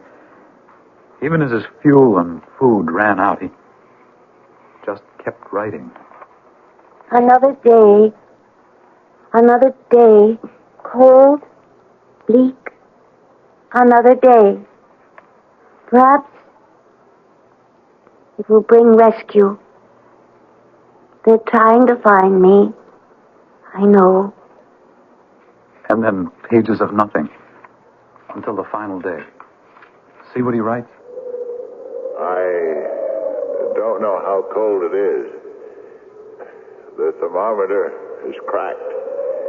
It must be 100, 200 below. My fingers are frozen stiff and solid. There is no longer any way I can warm them. So, before they become ice, my daughter, if you will read this, know that I have chosen Edward. Oh, Edward. Edward. My darling, I never doubted it. Never. In the end, your father became a believer. A believer in what? Love. True love. Whatever that is. William, her father made the choice. Do you want to be the first to congratulate us? Okay if I come in? Oh, William. Are you ready to leave? Yeah. Edward has decided to give up teaching permanently. So he told me. He's decided to run Father's business for me. I knew that. You did? Why, you just told me of his decision this morning. Well, I knew about it for weeks, months. Ever since we got on the ship to sail out here. You mean he told you? Well, I guess he didn't have to tell it in words. Well, how else could he tell it? You ask a question like that? You believe in things that don't need words. Love, soul, and so forth. I don't understand. I guess for the first time, he saw how it is to be rich, and how good living is. How great it is to have power, to order people around. You could see it in his eyes. You could hear it in his voice. Martha? Yes, darling. My dear, you're not packed. Well, what's a few hours one way or the other? We'll leave at noon instead of 10. But the ship is getting up steam. Every hour that we stay here is costing us money. Oh, darling, we have plenty of money. That does not give us the right to waste it. Now, dear, I'll send in some of the men to help you. William? Yes? We should have a talk about the status of things as soon as possible. Okay with me. Marcella, darling, I have to run along. Now, please, don't waste any more time. What did I tell you?